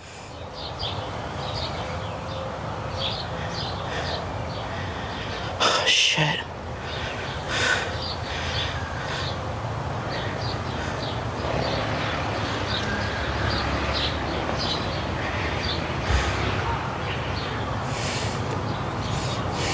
Despite everything he's gone through, Nova remains active online, especially on TikTok. His follower counts have declined. He attempted to return to his roots with food content, but even these videos became sources of criticism. His content has become increasingly repetitive. His financial situation appears dire, marked by continued unemployment and dependence on his disabled mother. Warnings about him continue to circulate in his hometown's Facebook groups. He has announced breaks, vowed to make changes, and promised transformations, none of which have materialized in any meaningful way. He's probably launching another Discord server right now, with the same flimsy safeguards and the same vulnerable audiences. And we're still watching, still documenting, still treating it all as entertainment. Is anyone going to stop him before he crashes and burns?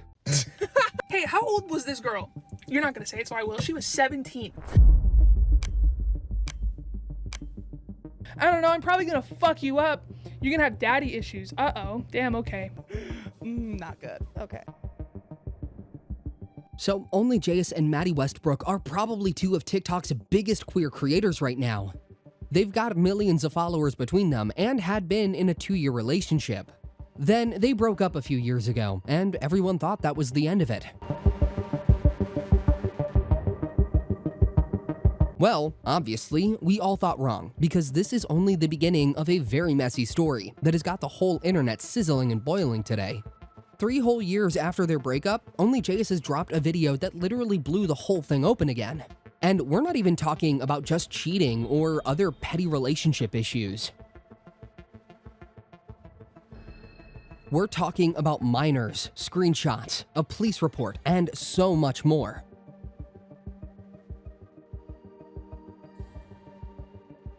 Anyways, Mattie hit back with a 13-minute response video, a cease and desist, and a whole pile of their own receipts. And the internet has completely lost it. And you don't reply with your goddamn age? You just say, don't worry, I'm not that much older. They were fucking cheating on me. They ghosted me after this. I'm clearly not doing good. This is the moment I had to give my dad my gun. Plus, here's the thing. Both of them came with proof. Both of them have giant holes in their stories. But one of them is straight up lying. What? What? No doubt about it, this OnlyJS and Mattie situation is one of the darkest, most messy, most out-of-pocket pieces of creator drama to ever hit the internet. And we're getting into every single detail right now. So I just wanted to say that my experience with Mattie when I was 17 years old was very inappropriate and very weird behavior coming from somebody who was 20 years old. Okay, before we go into literally any of this mess, I need to make sure that we're all on the same page about who these people are, because the backstory is just as wild as the actual drama itself. So on one side of the story is OnlyJS, whose real name is Bella. If you were on TikTok back in 2018, you already know the vibe. They were an educational creator, and the concept was super simple. Psychology facts, weird science, those little fun brain moments that made you feel like a genuinely smarter human being just for sitting on the toilet watching a 45-second video. So you're trying to tell me that you think verbally? Yeah, I don't understand. You think visually? Of course. Hey, how do you think? And it worked out massively. You see, at their absolute peak, Bella was not just popular, they were genuinely one of the most recognizable faces on the entire app. We're talking millions of followers, major brand deals, a literal Netflix podcast deal worth millions of dollars, and much more. They were the creator you'd screenshot and send to your group chat like, you have to follow them right now. But then 2022 happened. And by the way, here's one thing about Bella that you absolutely need to know before going into the story. This information will become a massive weapon later on, so you need to understand why. So, Bella has a history, a messy, documented, genuinely public history. The kind that does not just vanish no matter how much time passes. I knew what that word meant and I chose to use it anyway, and still to this day I have to try and figure out why that was in my vocabulary. It was toxic as shit and I don't know who that person was. I'm not that person. The first part is racism allegations, and when I say allegations, I'm not talking about a rumor that was up for debate. The creator actually said slurs at a teenager. Multiple slurs. That part is confirmed by Bella themselves, and when it leaked, Bella made an apology video. In my past, I said disgusting things to people, and I am so ashamed of myself for using racist rhetoric and derogatory language to hurt others.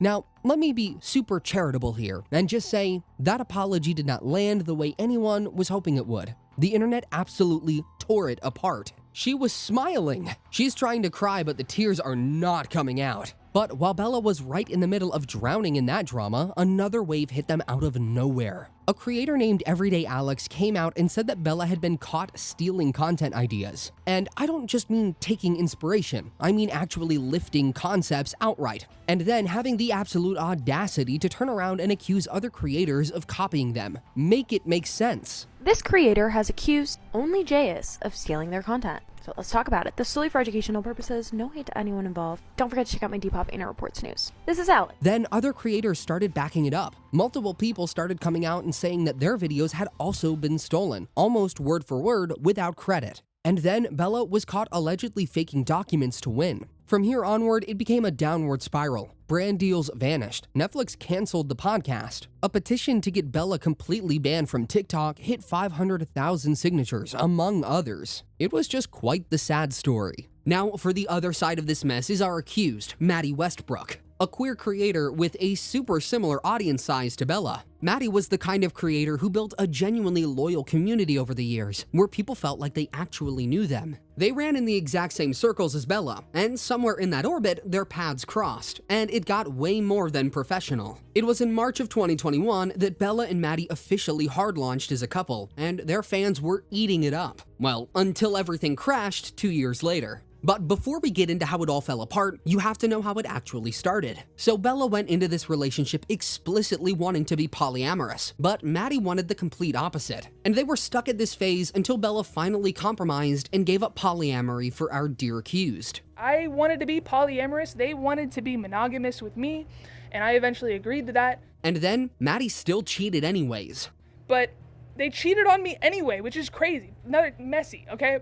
But I was an adult, right? I should have just stepped away. But the cheating isn't even the most alarming thing about this. Their relationship ran for 2 full years, all the way until February of 2023. Quick timeline, me and Mattie started seeing each other in March of 2021, and we stopped talking February 2023. 2 good years, but what was happening inside those 2 years was actually unbelievable. When things finally ended, Bella went to the public about being cheated on. They put their pain out there to the internet, trying to process in the way that creators do. She wanted people to know what Mattie had done to her. Of course, you can always trust the internet to be the internet. They received the news with absolutely zero grace. The response so far has been, I don't believe you, which honestly, valid. I didn't believe it myself. It took a very long time for People actively and loudly decided that Bella was the villain. They flat out called her a liar, saying Mattie would never do that. People were running with completely different, wild versions of the story. Some said Bella was the abusive one, or that Bella was the cheater and Mattie was the victim. Plus, some people were just stuck in the middle, refusing to believe Bella because of their past scandals. Comment sections were brutal. Other creators were dropping their own hot takes without having the full story. And the timeline was just accepting it as pure fact. All these while, Bella was getting so frustrated that they literally had to beg people to stop spreading false narratives. For the past few years, have continued to just spread the lie that I'm the one that cheated, and I'm sick of it. Bella tried for a month, posting, explaining, fighting the accusations coming from every direction, but still waking up every single day to new waves of hate from people who had already made up their minds. Honestly, it was heartbreaking. So after a month of trying, Bella just stopped. Or they just said I deserved it, or they said like, you're lying, or they said that I was the one that actually cheated and abusive.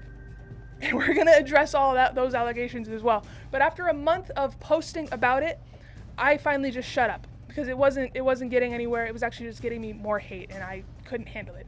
And Mattie kept going on and posting like the whole drama had nothing to do with them. Life was completely normal for the person Bella had just spent months trying to hold accountable. Anyways, 3 full years went by. And then, towards the end of 2025, Mattie and their new girlfriend, Amara, publicly announced their breakup. And here's where the story is about to take the spiciest twist. Literally 2 weeks after that announcement, Bella was back with Spitfire. But I'm not gonna let it go, because full context matters, especially when new information comes out. This was a completely different beast. One of the very first accusations out of their accuser's mouth, and they could barely finish the intro before they dropped this bomb. Hey, how old was this girl? Remember when you posted this while we were dating because you didn't want people to know about me? You were like 21. How old was she? You're not gonna say it, so I will. She was 17. Wait, what? Who is 17 years old? Well, Bella was talking about a girl named Noor, and they are pointing at actual TikTok videos Mattie filmed and posted. Videos of Mattie at 21 years old being physically close and intimate with a 17-year-old girl. Now, this is the part that stuns everyone.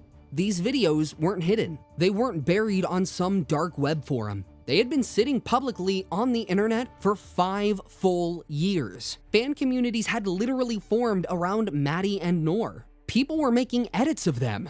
Tease me, touch me, please me, sex me, bless me, caress me. But Bella does not stop at the footage, because connected to Noor is a name that takes this story to an even more significantly darker place. And that is Nick, Mattie's 21-year-old roommate at the time. Bella claims Nick was actively bringing teenage girls into that building and getting them drunk. If anybody remembers the Nicholas Ray drama, their roommate, he did it. Everybody likes to say that she lied, but she didn't. She was telling the truth. He would bring over teenage girls to their apartment and they would get them drunk. And Mattie wasn't just some innocent bystander who happened to live there. According to Bella, Mattie was right in the middle of that exact environment. These two adults, Nick and Mattie, would provide alcohol to these TikTok teenagers in the building. And when allegations against Nick finally started circulating online about what he allegedly did to minors, after Noor's video, a second girl named Liz came forward and claimed that I had assaulted her in June of 2020 and then provided proof in the form of pictures of bruises that she said I had given to her. Bella says Mattie didn't distance themselves and that Mattie literally drove Nick to the airport, acting all emotional with a tearful airport send-off for a best friend accused by a minor.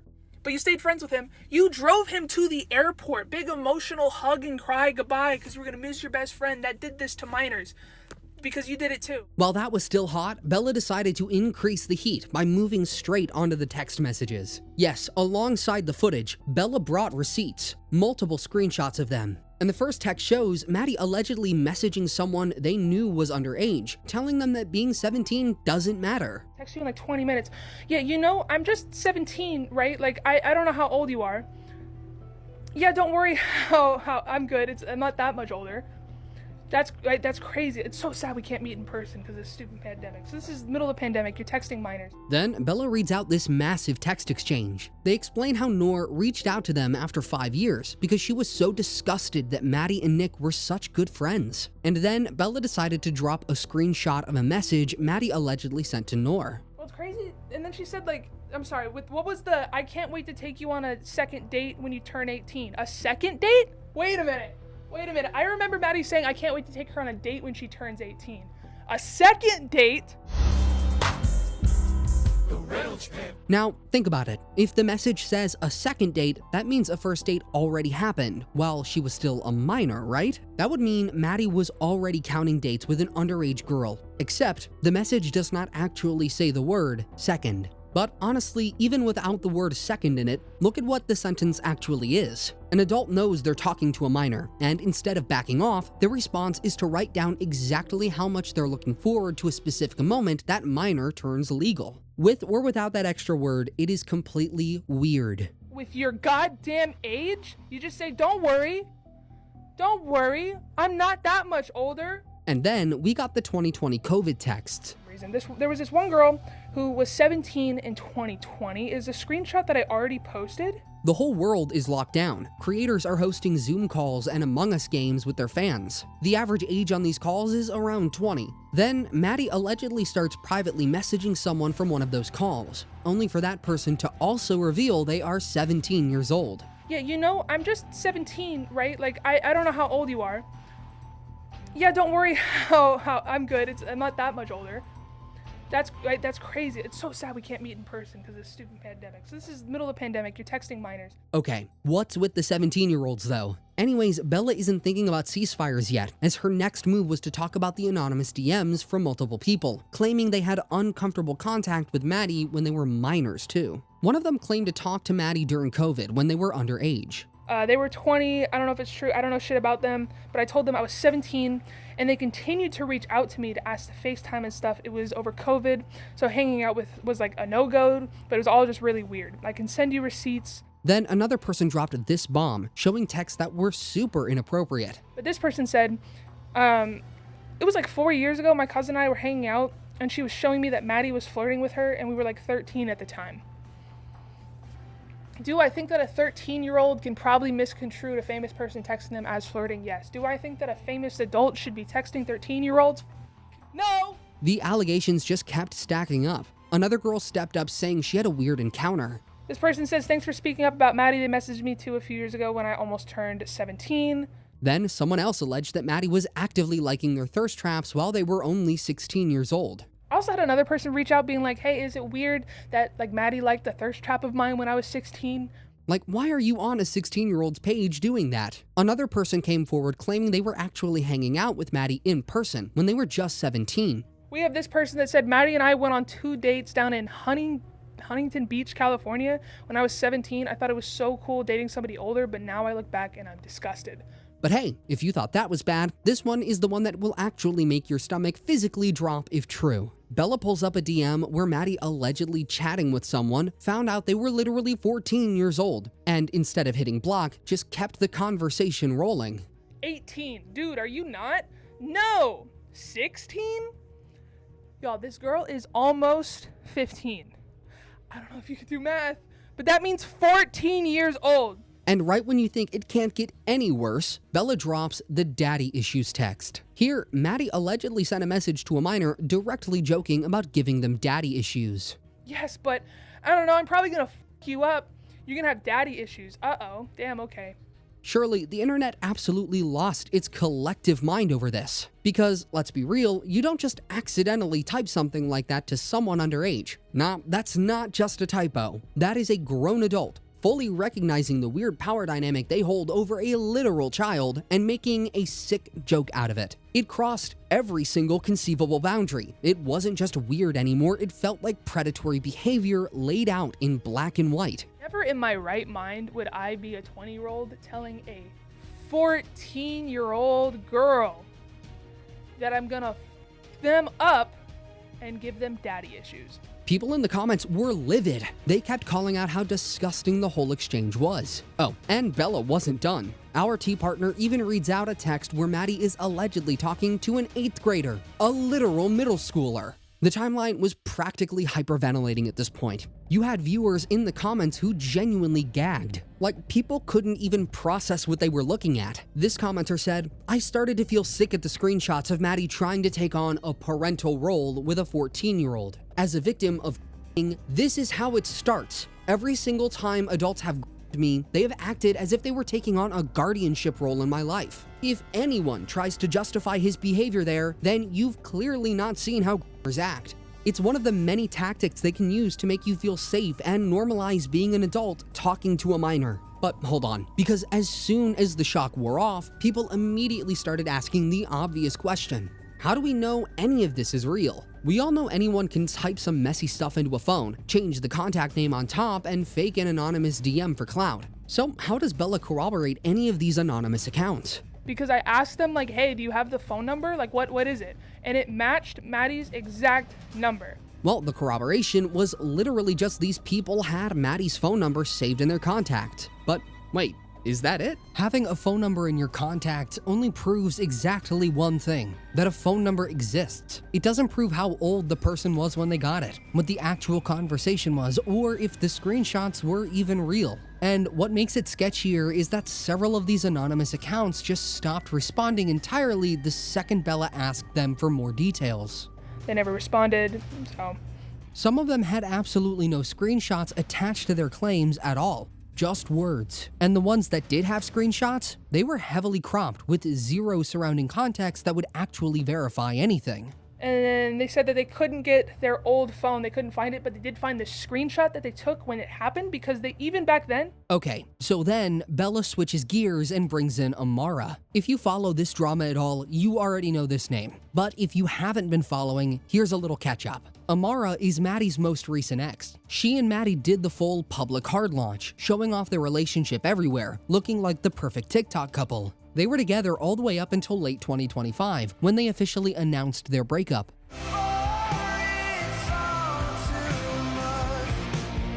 And it was exactly 2 weeks after they broke up, exactly 2 weeks, Bella drops this massive exposure video. In it, Bella claims they first met Amara at a Spotify podcast event, that Mattie introduced them, and that Amara was only 15 at the time. Hey, that's a cool jacket, but why are you giving it to this teenage girl that we met together just a few days after staying at my house? The implication there is super heavy. Bella is basically screaming that Mattie was eyeing Amara while she was still a teenager. But then Bella literally corrects themselves on camera mid-video. I did originally say that we met Amara when she was 15, and you're gonna have to forgive me for that because the math is wrong. She was 16 because events didn't start happening until 2021. So 15, wait, no, 16. The number was wrong. In a video that is entirely constructed around ages being the most critical detail, they are literally fumbling the math. That's suspicious, don't you think? I remember Mattie introducing me to her with her ex, JT, and like in a way that's like, oh, like you're mutuals with this person, you're friends with this person. And we're walking away, we're like, oh my God, she's so pretty. I remember them saying that Amara was like really pretty, and my first thought was she's like really young. And then Bella drops this absolute gem. My guess is Mattie did wait until this teenage girl turned 18 to start dating them. A 23-year-old waited for a 17-year-old to turn 18 because they're not stupid, they're just creepy, okay? Did they just say my guess? As in Bella literally drops a guess in the middle of a video full of time-stamped evidence? I mean, you can't just guess about an allegation that heavy and present it as tea. Plus, Amara wasn't having it at all. Still, in the exact same video that is supposed to be filled with the evidence to bring Mattie down, Bella completely contradicts their own story about the timeline. Amara has said that she was 18. And you know what? I believe women. If Amara says that she was 18... So, let's get this straight. Bella puts forward the theory that Amara was involved before she turned 18. And then, in the exact same video, says they believe Amara's own account that she was 18. And the internet completely respected Amara for her reaction. Think about it. She's fresh out of a breakup. Her ex is in the middle of a massive scandal. If she didn't want to be vindicative, this was her perfect opportunity to hand Bella the loaded gun. But she didn't take the bait. She completely denied Bella's claims and made it crystal clear that she was not about to be used as ammo for someone else's vendetta. You had users jumping into the comments to defend her, basically saying she wants to live her life and stay out of this controversy. And others totally agreed. Amara just wants peace. And you really can't blame her for dipping out of this mess. So the entire internet is in flames. Everyone is waiting to see how Mattie is going to survive this. And then the internet villain fires back. But before they even hit the upload on their response video, Mattie made a massive behind-the-scenes move. They served Bella a literal legal cease and desist. Why does the cease and desist have typos? We are aware that you have been making egregiously harmful defamatory statement. Like, we are bringing lawyers into the chat now. And how did Bella react? Bella basically laughed in the face of the legal threat. They hopped online, completely unbothered, brushing it off like it was absolutely nothing. This feels like the right way, so I don't care if they make another video before we go to court.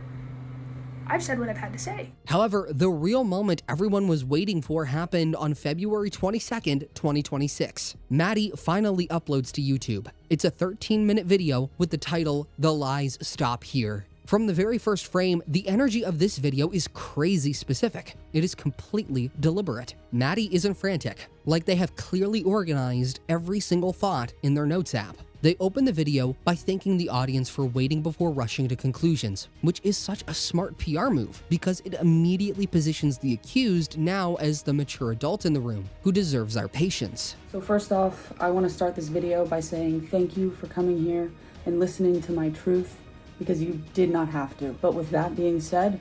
And then they admitted to something they did. It caught everybody totally off guard. Instead of denying everything, Mattie finally openly admits to cheating on Bella right out of the gate. So while I was at an extremely low point in my life in November of 2022, I kissed somebody else. They want us to believe that they only cheated with just one kiss, with one person at a weak moment. That's what they claim, basically trying to take away Bella's ammo. But what about ours? Anyway, that's not the problem for now. So Mattie goes straight for the heaviest accusation, which is Noor. They look right at the camera and flat out deny ever having a physical, intimate relationship with her before or after she turned 18. They said that in this screenshot, I was 21 having a relationship with somebody who was 17. Me and the person in this screenshot have never had a physically intimate relationship before or after she turned 18. Mattie even says they thought they were on completely good terms. They pointed out that Noor had actually reached out to them in 2023, making it seem like it was all just friendly check-ins. In fact, since nothing happened between us, I thought we were on good terms, considering she reached out to me in 2023 just to check in and see how I was doing. And he wants us to know that what Noor did to him stings him so bad. Now, as for those uncomfortable videos of them together, Mattie fully admits they were wildly irresponsible and incredibly stupid, but they firmly maintain that there was zero physical intimacy going on. Noor and I met when I first moved to LA in 2021, and so on June 16th, 2021, I posted this video of me and Noor. Looking back, it is wildly irresponsible and incredibly stupid of me to be making these videos with somebody when they were 17. But you guys, the internet was clocking that defense so fast. Because how are you going to sit there and claim that nothing intimate happened, while simultaneously showing footage that literally generated fan edits and romantic ship content for 5 entire years? It was just completely contradicting itself in the same breath. Mattie would provide alcohol to these TikTok teenagers in the building. In her You were a own grown red adult hoodie from who could March of provide alcohol. I 2023. can't. So since I was 20 at the time, I could not buy alcohol for people who were underage. Then Mattie moves to clarify a massive, glaring detail that Bella got wrong about the alcohol. Bella had claimed Mattie was 21 and buying drinks for minors. Well, Mattie sets the record straight with their actual age. This is me at 20, this is me at 21. I said that because Bella has been lying and saying that I was buying alcohol. 20 years old. Do you know what that means? In the United States, Mattie couldn't have legally bought alcohol for themselves, let alone an entire apartment of teenagers. The only one in that house old enough to buy alcohol was Nick. This was a huge hole in Bella's story, and the comments were totally having a field day with the math. Yes, we had people making jokes about the drinking age, pointing out that Mattie's defense literally aligns perfectly. But then you had people pointing out the obvious reality that people under 21 get their hands on alcohol all the time. The timeline was literally fighting itself over this. But Mattie didn't stop there. They started systematically calling out Bella's screenshots as completely fabricated lies. And she was showing me that Mattie was flirting with her and we were like 13 at the time. Do I think that a famous adult should be texting 13-year-olds? No! Because that's a lie. That never happened. This person says, thanks for speaking up about Mattie. They messaged me too a few years ago when I almost turned 17. That's a lie. No, I did not. We have this person that said, Mattie and I went on 2 dates down in Huntington Beach, California.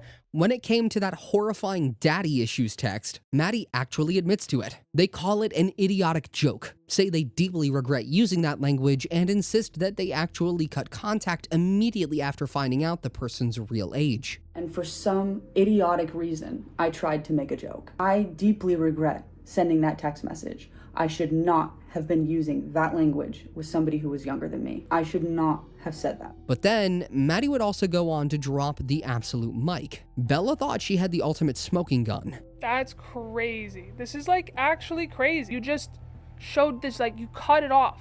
You cut off this one part. But Mattie pulls up the uncropped version of the exact text message. The full, unedited screenshot. The exact part where Bella is trying to make Mattie look like a predator. At this point, Mattie is beginning to look like the one who has more solid receipts. I should not have said that. And as you can see from this screenshot, that Bella absolutely refuses to acknowledge. This same person who screen recorded our entire conversation that Bella read out loud in their YouTube video is clearly stating that I stopped talking to them after I found out how old they were. Of course, I wanted to show this one part. It's the most important part. It proves that I had absolutely zero intentions of flirting with this person. And when it comes to the Amara situation, the receipt boss doesn't just give an excuse. They bring concrete, undeniable receipts. Timestamped photos proving that Amara was miles away in the Sequoias on the exact date Bella claimed they had met her at the Spotify event. You literally cannot argue with a timestamped camera roll, right? In the Sequoias. These are pictures that Amara sent me herself from her camera roll. She was not at that Spotify event. Once Mattie finished defending themselves, the tone of the video completely flipped. Mattie went from playing defense to absolutely dragging Bella's entire character through the mud. Mattie pulled out the receipts on everything. They reminded everyone about Bella's plagiarism scandal. They brought up the fake documents Bella used in that old beef. Mattie basically looked into the lens and said, "You want to talk about credibility? Let's talk about yours." They even leaked unhinged, deeply alarming text messages Bella had sent them during their toxic relationship. Because it shows that Bella is consistently tormenting my life and refusing to take accountability for it and calling it jokes. I said, oh, if you see my cheating ex, can you slap the fuck out of them for me? This was a tiny ass girl that I was joking around with. Said, Mattie, you better hope you never see my face again because I swear you haven't seen crazy yet. You haven't. If you see me at Coachella, run, because we bought Coachella tickets and then we weren't going together anymore. So if you see me there, you better run, because I am coming up to you and we are having a fucking conversation. Just for you, I will address it here, okay? I threatened myself. Everything Mattie says about Bella is fully documented.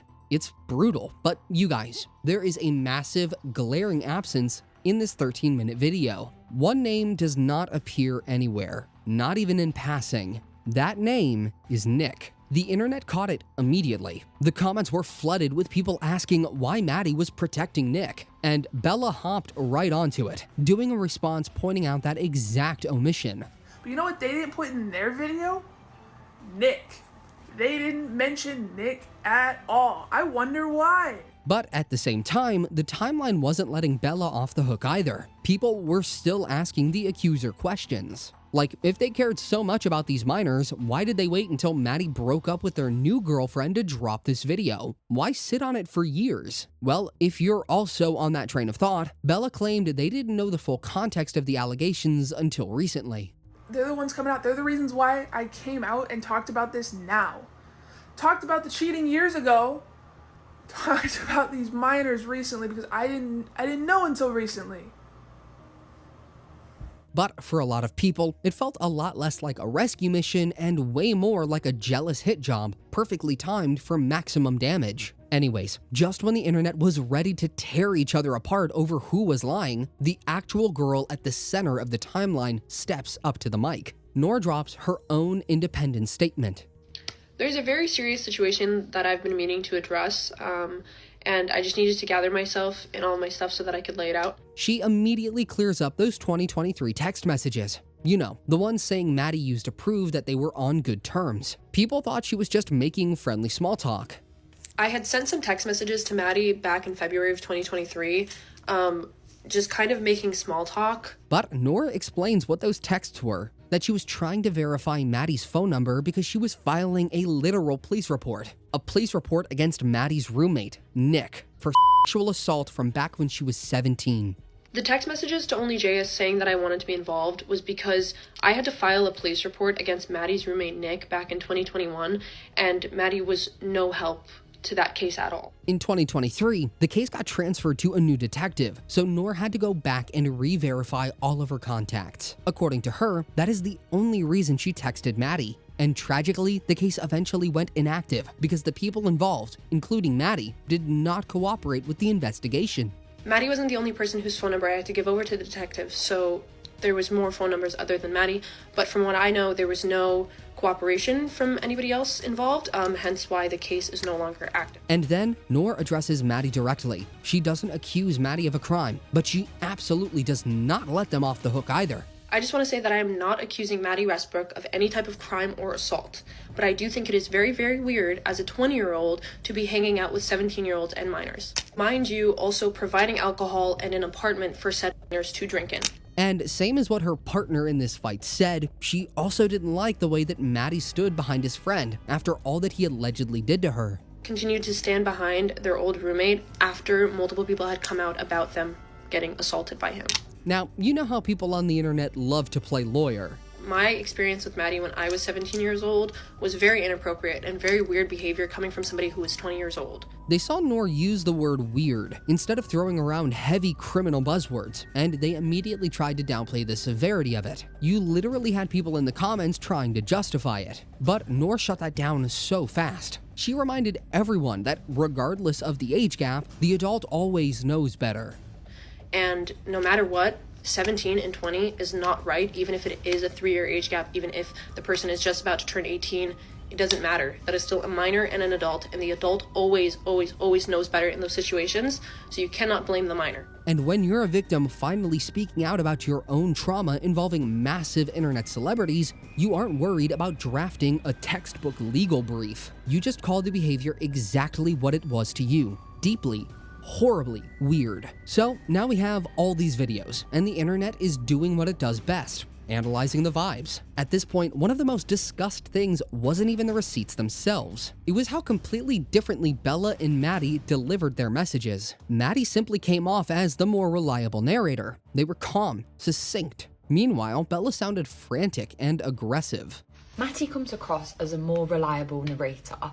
Like, regardless of which side you're on, the way that Mattie speaks to the camera, I think instinctively makes you believe them more. OnlyJS speaks very quickly, has quite an aggressive tone. You feel like they're shouting at you.